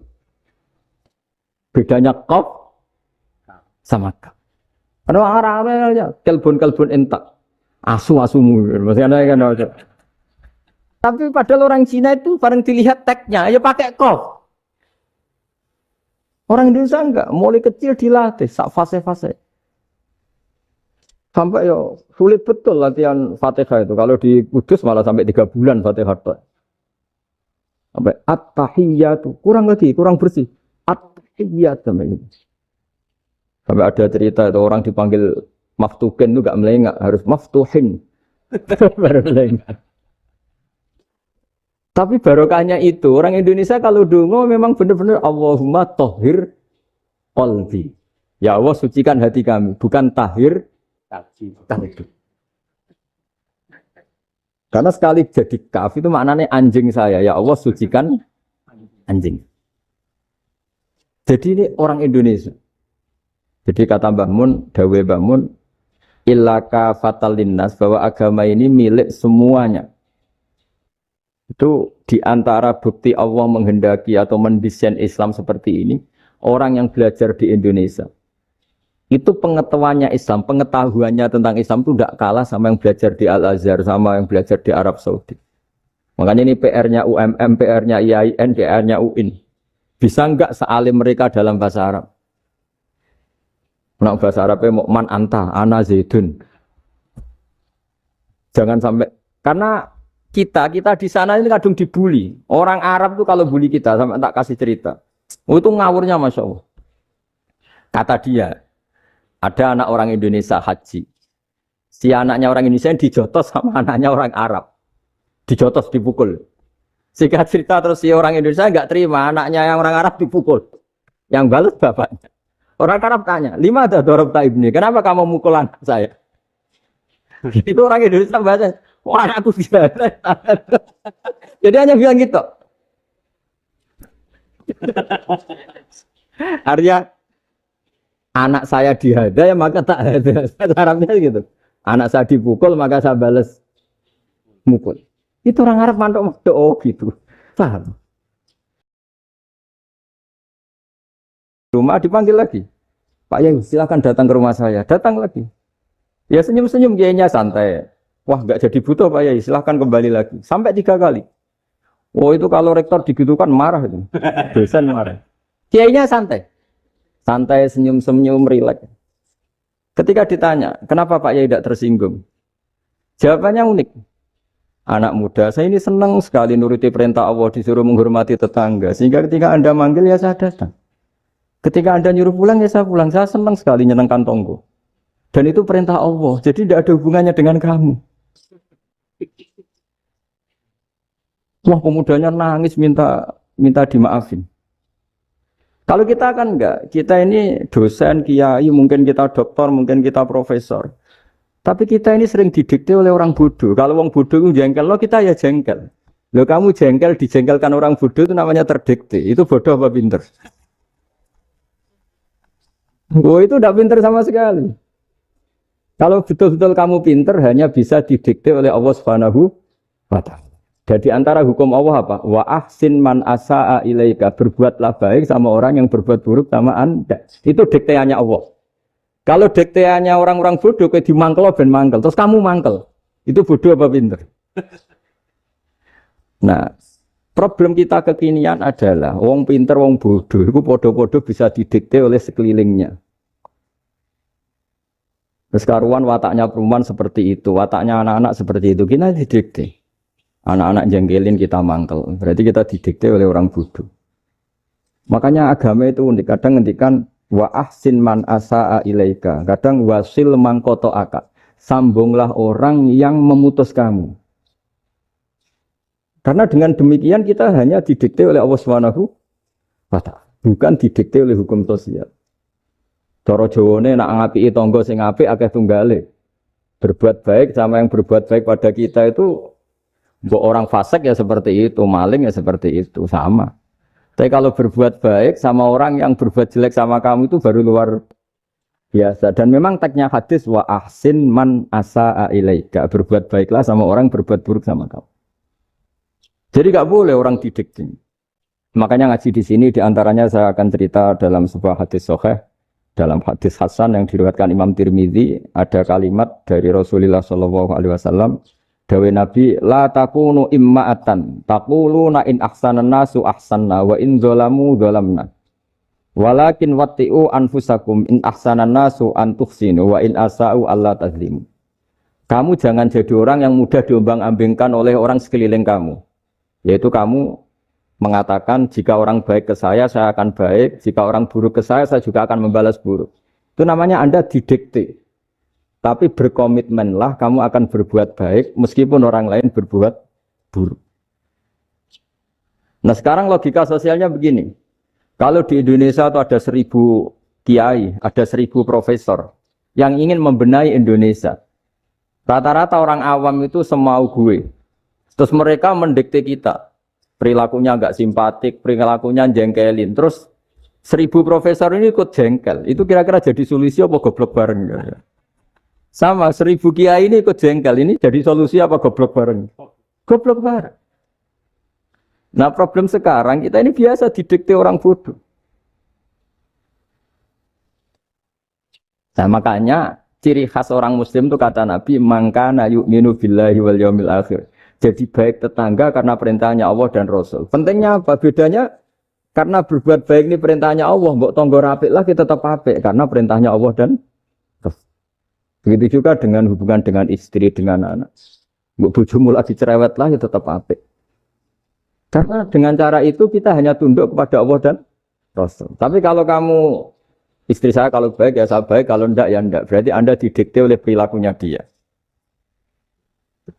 Itu latihan, ya kalau dalam bahasa pondok, latihan jadi wali itu yang paling berat.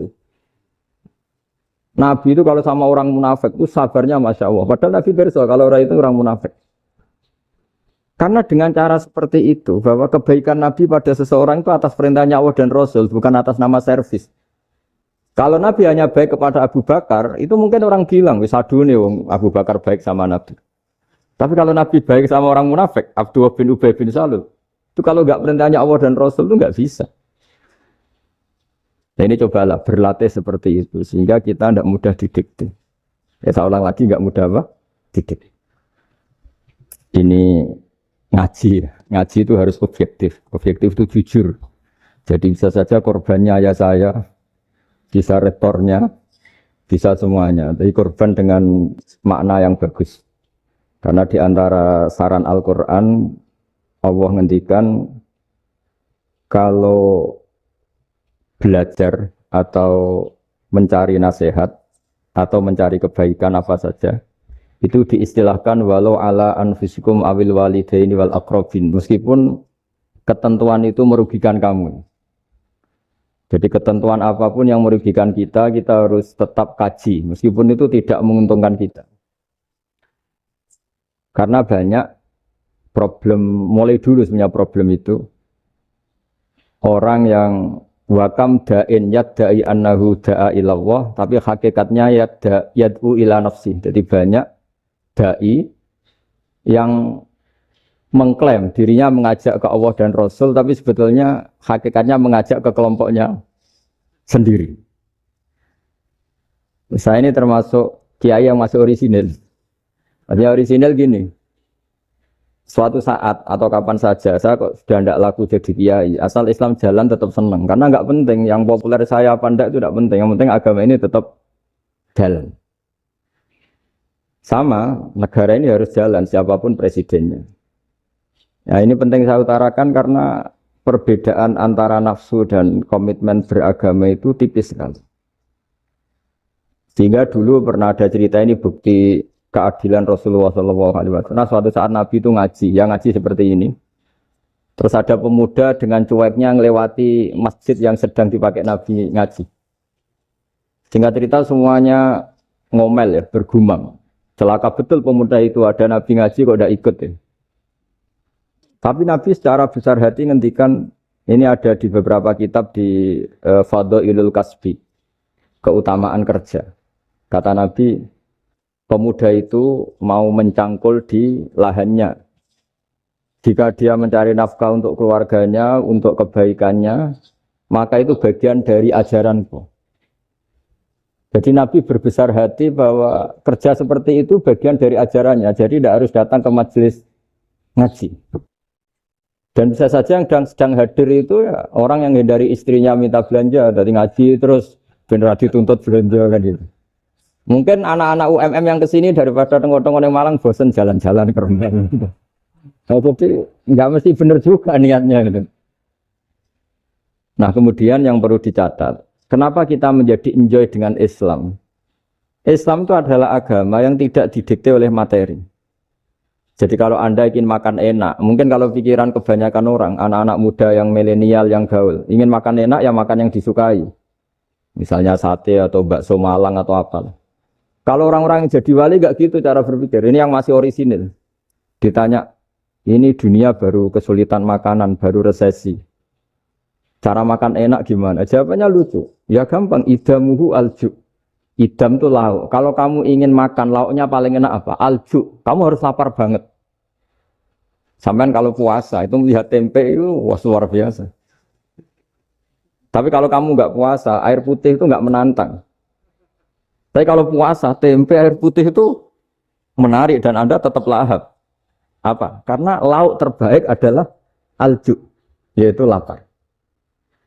Lah tapi kita ini enggak, kita ini kayak orang bodoh. Kayak orang bodoh tadi, profesornya makan nyaman ya kalau sesuai selera. Nah itu kan sama dengan anak-anak ABG. Anak ABG itu makan lahap ya kalau yang disukai. Lalu bedanya apa ABG sama profesor? Kalau cara berpikir masih sama kan itu. Kiainya juga gitu. Kiai makan enak kalau yang disukai, kalau enggak ada. Lalu bedanya apa kiai sama orang awam?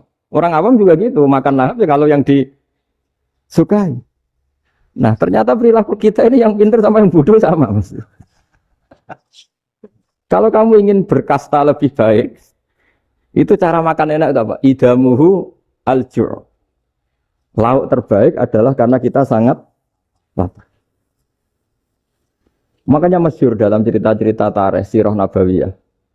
Nabi diberi hadiah, beberapa hadiah. Di antaranya ada yang diterima, ada yang enggak. Termasuk yang dikembalikan itu dokter. Ada seorang raja memberi hadiah Nabi dokter Tobit. Itu sama Nabi dikembalikan. Karena dokter ini sudah lama kumpul Nabi itu nggak pernah sakit. Akhirnya dokter ini putus asa, ini nggak perlu diobatin. Ketika ditanya, kenapa ya Rasulullah engkau tidak pernah sakit? Karena kita ini kaum, kita ini komunitas masyarakat yang tidak akan makan kecuali lapar. Dan kalau sudah makan, berhenti sebelum kenyang. Jadi sederhana sekali pengobatan zaman Nabi. Sebagian besar penyakit itu pasti disebabkan kita ceroboh dalam hal makan. Sudah ngerti kalau durian masalah, kalau makan durian enggak nggak kehitung gitu. Apalagi kalau gratisan itu tambah banyak. Gitu. Pola tidur juga gitu kata Nabi, dan kita tidak tidur kalau tidak sangat ngantuk. Nah, itu namanya orang-orang soleh yang sudah ada didikte materi. Kalau yang didikte materi kan bisa tidur nyenyak kalau kasurnya enak, AC gini-gini. Sebenarnya enggak, tidur enak itu ya kalau sangat ngantuk. Mbok di gudang, mbok di bis, kalau sangat ngantuk ya semuanya ya enak. Sama, mbok lapar, mbok hanya tempe, tapi kalau sangat lapar itu ya enak. Nah ini ilmu yang mulai hilang, ilmu-ilmu yang mulai hilang. Nah ini pentingnya ngaji ya. Jadi akhirnya ulama-ulama Indonesia itu dipakai rujukan. Jadi mulai Mbah Hasyim, Mbah Ahmad Dahlan sampai era buyut-buyut itu masih orang alim. Lama-lama yang di Indonesia ini orang-orang yang bodoh. Sehingga orang Jawa kalau ke sana dibully, ya Jawa tak kulul khaya. Orang Jawa itu penggaweannya itu mangan ulo, makan ular. Karena belut itu kalau di kamus itu persis ular. Dulu itu kan kamus tidak full color. Gara-gara gak full color, gambar belut sama ular itu sama. Belut itu belut sama ular kalau gak full color gambarnya sama apa enggak? Sama. Terus orang Jawa itu kan masih banyak yang makan bajing tupai. Bajing kalau digambar tidak full color sama dengan tikus. Gambar yang tidak warna. Hitam putih. Sehingga kita ini dibully pemakan tikus dan pemakan ular. Karena belut itu persis ular kalau digambar yang tidak full color. Sampai datang Syekhona Khalil, datang ulama. Ngarang kitab ya judulnya Al-Belut. Karena enggak terima bangsanya dinyek makan apa? Ular. Terus dikarang. Wal belut hayawanun bakhriyun terus ya isu fi kadza wa kadza itu beda dengan al hayyah itu diterangkan mulai bisa nerima. Terus sistem hotel juga gitu. Sampai tanyakan dalam sejarah dulu orang Sedayu ada namanya Syekh Mukhtar. Syekh Mukhtar bukan bikin rumah besar yang siapapun orang Indonesia haji itu nempat di sana. Nah ini yang menginspirasi akhirnya ada hotel. Dulu Syekh Mukhtar hanya menyediakan untuk hujat-hujat Indonesia. Lama-lama jadi hotel. Cara ibadah juga gitu. Kita ini kan, saya ini punya bapak kiai, mbah kiai. Punya guru yang sangat alim, ya, seorang kiai Memun. Itu dulu kita pengkaji ilmu. Itu tidak pernah tahu bedanya NU dan Muhammadiyah. Karena dulu Mbah Darwis itu, Kiai Dahlan itu, dulu ngajinya bersama Mbah Hasyim ketika di Indonesia yang ngaji Mbah Soleh Darat. Mbah Soleh Darat itu dulu ngajinya sama buyut saya ke-6, namanya Mbah Soleh Asnawi di Kudus. Mbah Soleh Darat itu dulu alim-alimnya orang Jawa ya Mbah Soleh Darat, Soleh bin Umar. Tempatnya di Semarang, tapi beliau itu sebenarnya orang Jepara yang dekat Kudus. Setelah di Mekah, Mbah Hasyim ini mondoknya ya, mulazimnya ke Syekh Mahfud Termas. Tapi sesekali ke Syekh Khotib Minangkabau. Nah yang Mbah Ahmad Dahlan lebih sering ke Syekh Khotib Minangkabau, sesekali ke Mbah Mahfud. Singkat cerita, karena Syekh Khotib Minangkabau sudah modern ya, terlibat organisasi dunia. Pas itu beliau pengagum Muhammad Abduh, pengagum Rasid Ridho. Sehingga bawaannya Mbah Dahlan itu lebih pergerakan, karena beliau lebih mengidolakan Syekh Khotib. Nah Syekh Khotib sendiri sebenarnya orang Minangkabau. Jadi beliau namanya Muhammad saja sebetulnya. Jadi menantunya orang Arab. Oh itu dicibir mertuanya ini, karena punya mantu orang Jawa. Orang ndak Arab. Singkat cerita terus di mertuanya bilang gini, kamu jangan pernah bilang kalau orang Arab itu mansa kanal Arab, orang yang bertempat di Arab. Walakin mantakallama bi arabiyyin fasihin, tapi orang bisa ngomong Arab secara fasih. Singkat cerita kalau kamu tidak percaya, nanti suatu saat menantu saya kalau Jumatan, tidak usah kamu kasih tahu, langsung suruh jadi khotib. Enggak usah kamu kasih tahu, sarannya enggak usah kamu kasih tahu. Kalau sekarang kan enggak. Kalau dosen mau jadi khotib kan mengumpulkan materi dulu. Lucunya di antara materinya itu dari TV. Makanya jadi ribet kan khutbah sekarang. Kalau musim corona ya akan ngomong corona, musim apa yang ngomong apa. Jadi lagi-lagi didikte oleh media. Sebenarnya kalau ngomong kan sesuai kebutuhan umat, ini obatnya apa. Tapi enggak sesuai trending topik, itu kan kayak anak-anak gaul. Ini dokter kok gitu kan aneh. Singkat cerita si khotib ini nggak dikasih tahu, saya Muhammad tadi nggak dikasih tahu, langsung disuruh khutbah. Fatakallama bikalamin fasihin. Dia ngomong fasih sekali. Bahkan ngalah-ngalahi fasihnya orang Arab asli. Semenjak itu beliau dapat gelar Al-Khotib, orang yang cakap berpidato berkhutbah. Ya terus dia Khotib Al-Minangkabau. Jadi orang Indonesia itu luar biasa. Dulu yang namanya orang Indonesia di Arab Saudi itu dihormati sekali. Karena yang ke sana itu pasti ulama. Sudah alim di Indonesia ke sana, termasuk Mbah Ahmad Dahlan. Mbah Hashim dulu karena sama-sama muridnya Mbah Soleh Darat. Lama-lama yang ke sana itu TKI TKW itu ya mulai agak dibully. Dulu saya Nawawi di antara ijtihad yang dihormati itu beliau mengkritik nyuwun sewu orang yang kan orang biasanya normalnya kan muji orang mati syahid. Hebat orang mati syahid itu hebat gini. Oke, kita sepakat orang mati syahid itu hebat. Tapi kata Imam Nawawi dengan syarat niatnya itu li'ila'i kalimatillah dan itu bawaan takdir. Saya ulang lagi itu bawaan takdir, harus mati di medan perang. Tapi tidak boleh seseorang ini niat perang tapi niatnya supaya syahid. Karena kalau begitu berarti dia berniat supaya menjadi maktulal kafir, orang yang dibunuh orang kafir. Kedua, dengan dia mati berarti pasukan Islam berkurang.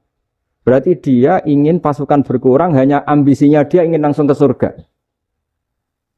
Misalnya pasukan orang Islam itu 10, orang kafir 10. Kalau kamu ingin syahid berarti mati 1 kan, tinggal 9 kan. Nah kalau yang seperti itu 10 kan mati semua. Gara-gara ingin syahid akhirnya perang rapati tenanan, benang mati, benang lebu. Kata Senawawi, ya enggak. Kalau kamu perang sama orang kafir ya niat menang.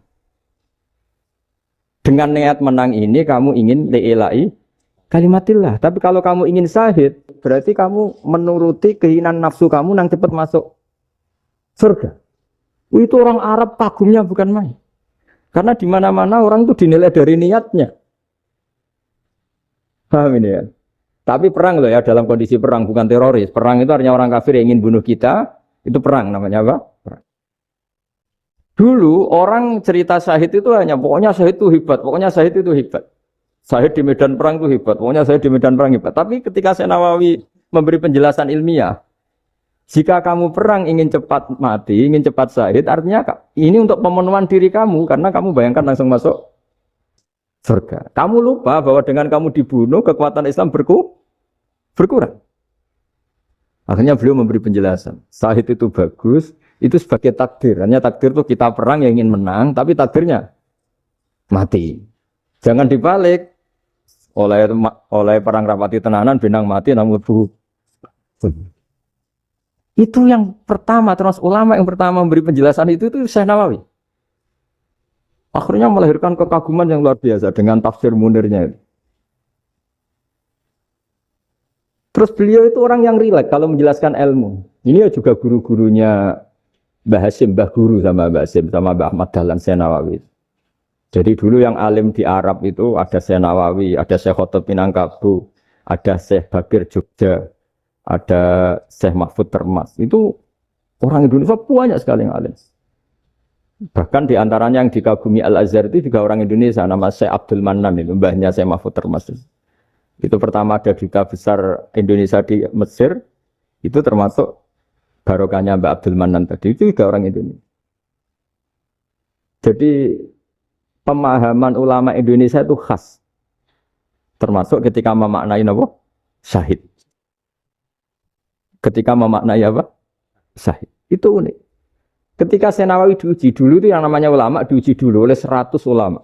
Jadi dulu ya ada kompetisi. Imam Bukhari diakui jadi ahli hadis itu diuji oleh mi'atu muhaddisin, 100 orang ahli hadis. Sanad dibolak-balik, matanya dibolak-balik, tapi beliau tetap bisa mengembalikan proporsi sanad itu.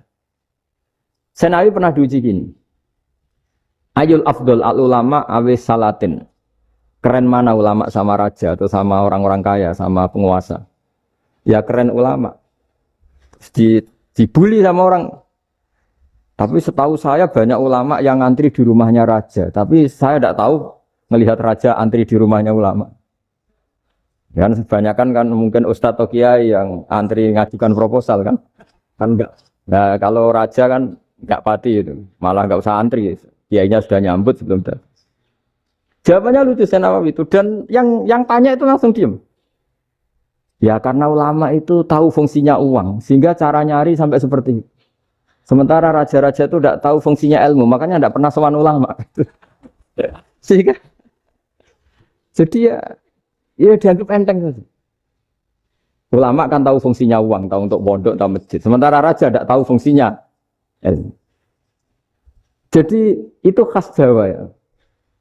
Khas Jawa, khas Indonesia. Apa-apa yang menurut orang banyak dengan tanda kutip itu buruk atau baik, itu orang Jawa menafsirkan tuh gampang saja.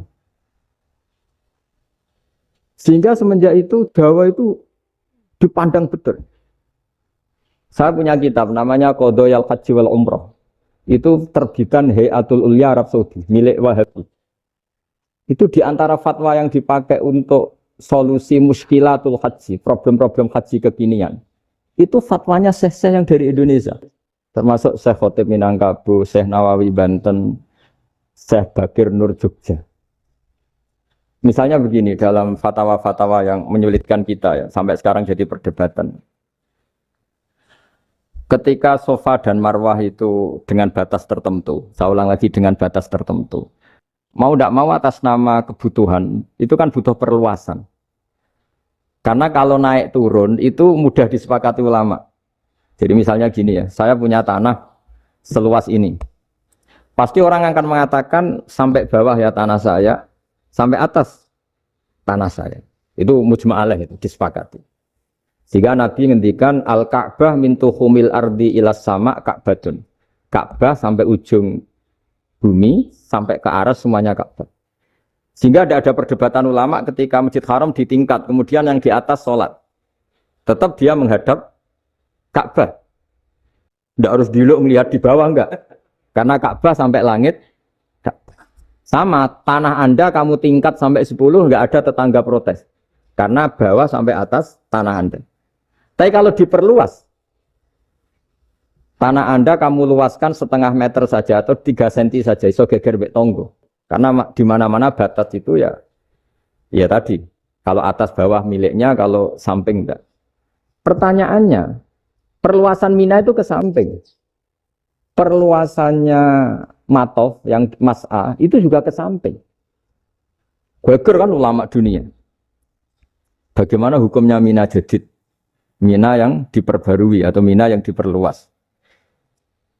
Itu diantara rujukan baik yang membolehkan maupun yang menentang. Itu ya syekh-syekh Indonesia. Itu orisinal tuh. Saya punya kitab orisinal terbitan Hayatul Ulya. Kira-kira ya kemenaknya Arab Saudi kalau di Indonesia itu. Itu yang dirujuk Dawe Syekh Nawawi, Dawe Syekh Khotib Minangkabau. Karena apa? Ada logika khas Jawa. Misalnya begini, meskipun saya tidak perlu fatwa Mina Jadid sah apa enggak, memang jadi perkhilafan ulama. Misalnya kampung ini dinamai Mina. Pertanyaannya gini, tanah yang di samping ini bisa milik Anda apa enggak? Ya bisa Gus kalau dibeli atau dihibahkan. Berarti tanah di samping Anda menjadi milik Anda karena ada proses pengambil alian lewat beli maupun hibah. Nah masalahnya ini negara itu berhak menganeksasi atau memasukkan ini sebagai Mina. Itu ulama Jawa kalau ditanya, alasannya apa? Fa'innal muttasila bisya' hukmu dzalika syai'.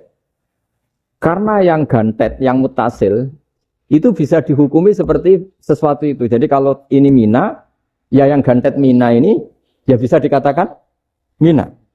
Beda dengan membuat Mina Malang Mina, wah itu tidak bisa, tidak mutasil kan?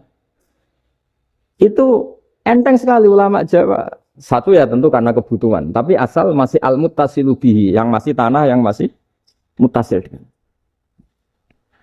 Nah, ketika perluasan mas'ah antara Safa dan Marwah kan misalnya ini batas luasnya Safa, ini batas luasnya Marwah. Lalu atas nama kebutuhan, Safa Marwah itu sampai sini. Sampai agak meluas ke sini. Itu geger Arab Saudi. Wah, ini gimana? Padahal tawaf itu harus antara Gunung Safa dan Gunung Marwah. Sa'i itu ya. Tapi kalau istilah Quran memang tawaf sama-sama. Makanya apa? Inna Safa al Marwata min sa'airillah faman hajjal baita wa i'tamara fala junaha alaihi ayat tawafa. Nah, jadi kalau istilah sa'i di Quran itu masih tawaf. Karena harus ada, kalau bisa lah, bukan harus. Kalau bisa memang harus ada unsur muternya. Kita kalau sa'i kan dari sini sofa sampai sini marwah, terus kan agak muter ke sini, nah, kan agak membentuk lingkar. Nah, makanya Quran tetap mengistilahkan apa? Tawaf. Jadi bukan sini ke sini, terus sini ke sini kan enggak, tapi sini sampai sini, terus muter kan, terus sini. Jadi antara setar dan selama ini prakteknya kan gitu ya. Sofa ngambil sini, terus ke sini, terus agak muter. Nah, karena ada unsur agak muter ini, terus orang menyebut apa? Tawaf. Tapi itu bukan syarat sah, ini cerita ideal. Saya ulang lagi ya. Gunung Sofa itu puncaknya atau pucuknya kalau dalam bahasa Jawa itu ya hanya segini, ini sampai sini. Nah, kelompok Islam yang fikih keras nggak boleh diperluas karena Allah memilih tempat ini itu spesial, jadi nggak boleh ke yang lain. Tapi ketika kebutuhan mendesak mau tidak mau harus diperluas, itu jawabnya Kiai Jawa lucu. Gunung sing ketok itu sing dhuwure tok. Sikilane luwih hombo. Berarti karena kita kan gunung kan bentuknya gini. Nah, sofa yang kecil itu yang atasnya, tapi sikilannya sini kakinya lebih luas. Jadi boleh perluasan asal tidak melebihi kakinya. Ya dihitung ya lebih luas. Jadi Kiai Jawa itu kayak wong delok gunung Penanggungan, kayak gunung Arjuna. Di mana-mana puncak gunung itu lebih kecil timbang kakinya. Artinya diperluas ini bukan berarti tidak di sofa dan tidak di itu khas Kiai Jawa. Jadi jangan kira orang Jawa itu udah hebat-hebat sekali. Termasuk perkembangan hotel di Arab Saudi. Itu dulu sebelum ada hotel. Buyut saya kelima atau keenam dulu haji namanya Badur Rahman. Itu kalau mau ingin apa ya? Menghindari terik matahari itu masuk gua. Itu masuk gua itu hanya separuh badan, kakinya di luar. Jadi jangan bayangkan kalau gua di Indonesia kayak gua Akbar di Tuban orang bisa masuk jalan-jalan, enggak. Gua di Arab itu kayak cepitan batu tidak sampai masuk. Sehingga kepalanya dimasukkan, kakinya masih kena matahari. Saking panasnya Arab Saudi. Sehingga dalam bayangan hijrah ketika Nabi bersembunyi di gua apa? Sur. Itu kata Abu Bakar, kalau orang kafir melihat kakinya, pasti melihat kita, karena nggak bisa masuk penuh. Jadi orang itu mau dempes tok. Sehingga ya kira-kira luasnya gua paling segini. Makanya guyonannya kiai-kiai itu, untung nggak kayak gua Indonesia. Kalau kayak gua Indonesia, laba-labanya capek, karena luas kan. Jadi jangan bayangkan gua Arab tuh kayak gua Indonesia. Makanya bayangannya, andai kan orang itu melihat ke bawah, pasti melihat kita, karena orangnya nggak bisa masuk penuh. Nggak bisa masuk 100%. Ya kayak cepitan batu lah mirip. Itu kan mirip Gunung Uhud. Gunung Uhud kata Rasulullah nanti kalau kamu perang itu di atas, menang atau kalah di atas. Musuh biar di bawah. Dengan di atas kamu bisa mana? Jangan bayangkan kayak Gunung Merapi, kayak Gunung Penanggungan. Lah kalau Gunung Penanggungan mana ke bawah yang layang kan? Jadi gunung di Arab itu kayak bukit. Ya sampean pernah kan ke Uhud itu ya sama ini aja tinggi ini kan. Nah ini yang mulai ada mis. Makanya nerjemah itu susah di Indonesia. Karena jabal itu udah harus tinggi. Kalau tinggi nggak bisa mana dari atas ke bawah kan nggak ngefek kan. Sampean kalau ke Uhud gunungnya pendek sekali. Sehingga yang mana dari atas ke bawah ya kalau kena musuh ya celaka. Karena memang dekat. Ya kalau gunung Indonesia mana dari atas ke bawah yang layang nggak ngefek. Nah itu susahnya nerjemah bahasa Arab ke kita. Jadi apa ya? Transkrip itu nggak gampang karena ada pengertian yang beda. Kita kalau bilang gunung itu tinggi sekali. Sampai banyak mahasiswa tersesat ya saking tingginya. Kalau orang naik Uhud nggak akan tersesat. Wong ketok dari bawah itu. Nggak mau saya mau cerita. Kata Mbah Mun sering cerita. Kenapa wa ma arsalnaka illa rahmatal lil alamin, kata Mbah Mun, Allah itu pasti bikin ulama yang tidak produk Arab itu pasti ada. Kalau orang Arab jadi ulama wajar, bahasanya Arab, domisilinya di Arab. Tapi Allah akan selalu bikin ulama yang tidak bangsa Arab. Imam Ghazali itu Tus itu Persia. Imam Bukhari itu kira-kira kalau sekarang ikut Uzbek. Ya, Imam Bukhari itu kalau negara sekarang ikut mana? Uzbek. Kenapa demikian kata Mbah Mun? Karena Allah sudah ngendikan wama arsalnaka illa kafatan linnas.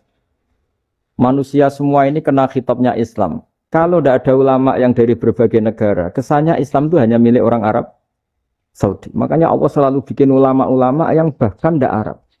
Termasuk Imamul Muhaddisin, yaitu Imam Bukhari, itu orang Uzbek. Orang Rusia lah kalau sekarang ikut Uni Soviet dulu. Imam Ghazali itu orang Persia. Syekh Nawawi itu orang Banten. Karena Allah ingin memaklumatkan bahwa Islam ini untuk semua. Sehingga orang yang tidak Arab pun bisa belajar Islam. Yang alimnya itu nggak kalah sama orang apa? Arab. Makanya ini PR ya. Kalau Gus Dah Ploso nanti ngendikan suatu saat orang belajar Islam itu bahkan orang Arab pun bisa belajar ke Indonesia. Kalau orang Indonesia bisa alim betul kayak dulu. Sekarang banyak liga antar ulama. Itu orang Indonesia pasti masuk. Ulama-ulama top dunia. Itu pasti orang Indonesia banyak yang masuk. Karena tadi, ketika orang Indonesia baca kitab, itu orang Arab itu kagum. Kok bisa ada bahasanya baca secara benar? Bukan sekadar bisa baca secara benar. Karena memang dilatih sedemikian rupa di pondok-pondok. Makanya kita semua lah, yang alim di Indonesia itu kemana-mana ya pasti alim. Dulu putra Mbah Mun namanya Gus Zofur itu tahun pertama ya sudah the best di tahun pertama. Kalau tahun pertama the best-nya ilmunya bawaan dari sarang, dari keluarganya. Gus Najib mondok di Said Muhammad tahun pertama sudah dipuji sebagai yang teralim karena ya sanggup. Kalau dipujinya tahun ketiga, tahun keempat kan mungkin dapat dari sana. Ini tahun pertama. Saya ulang lagi tahun.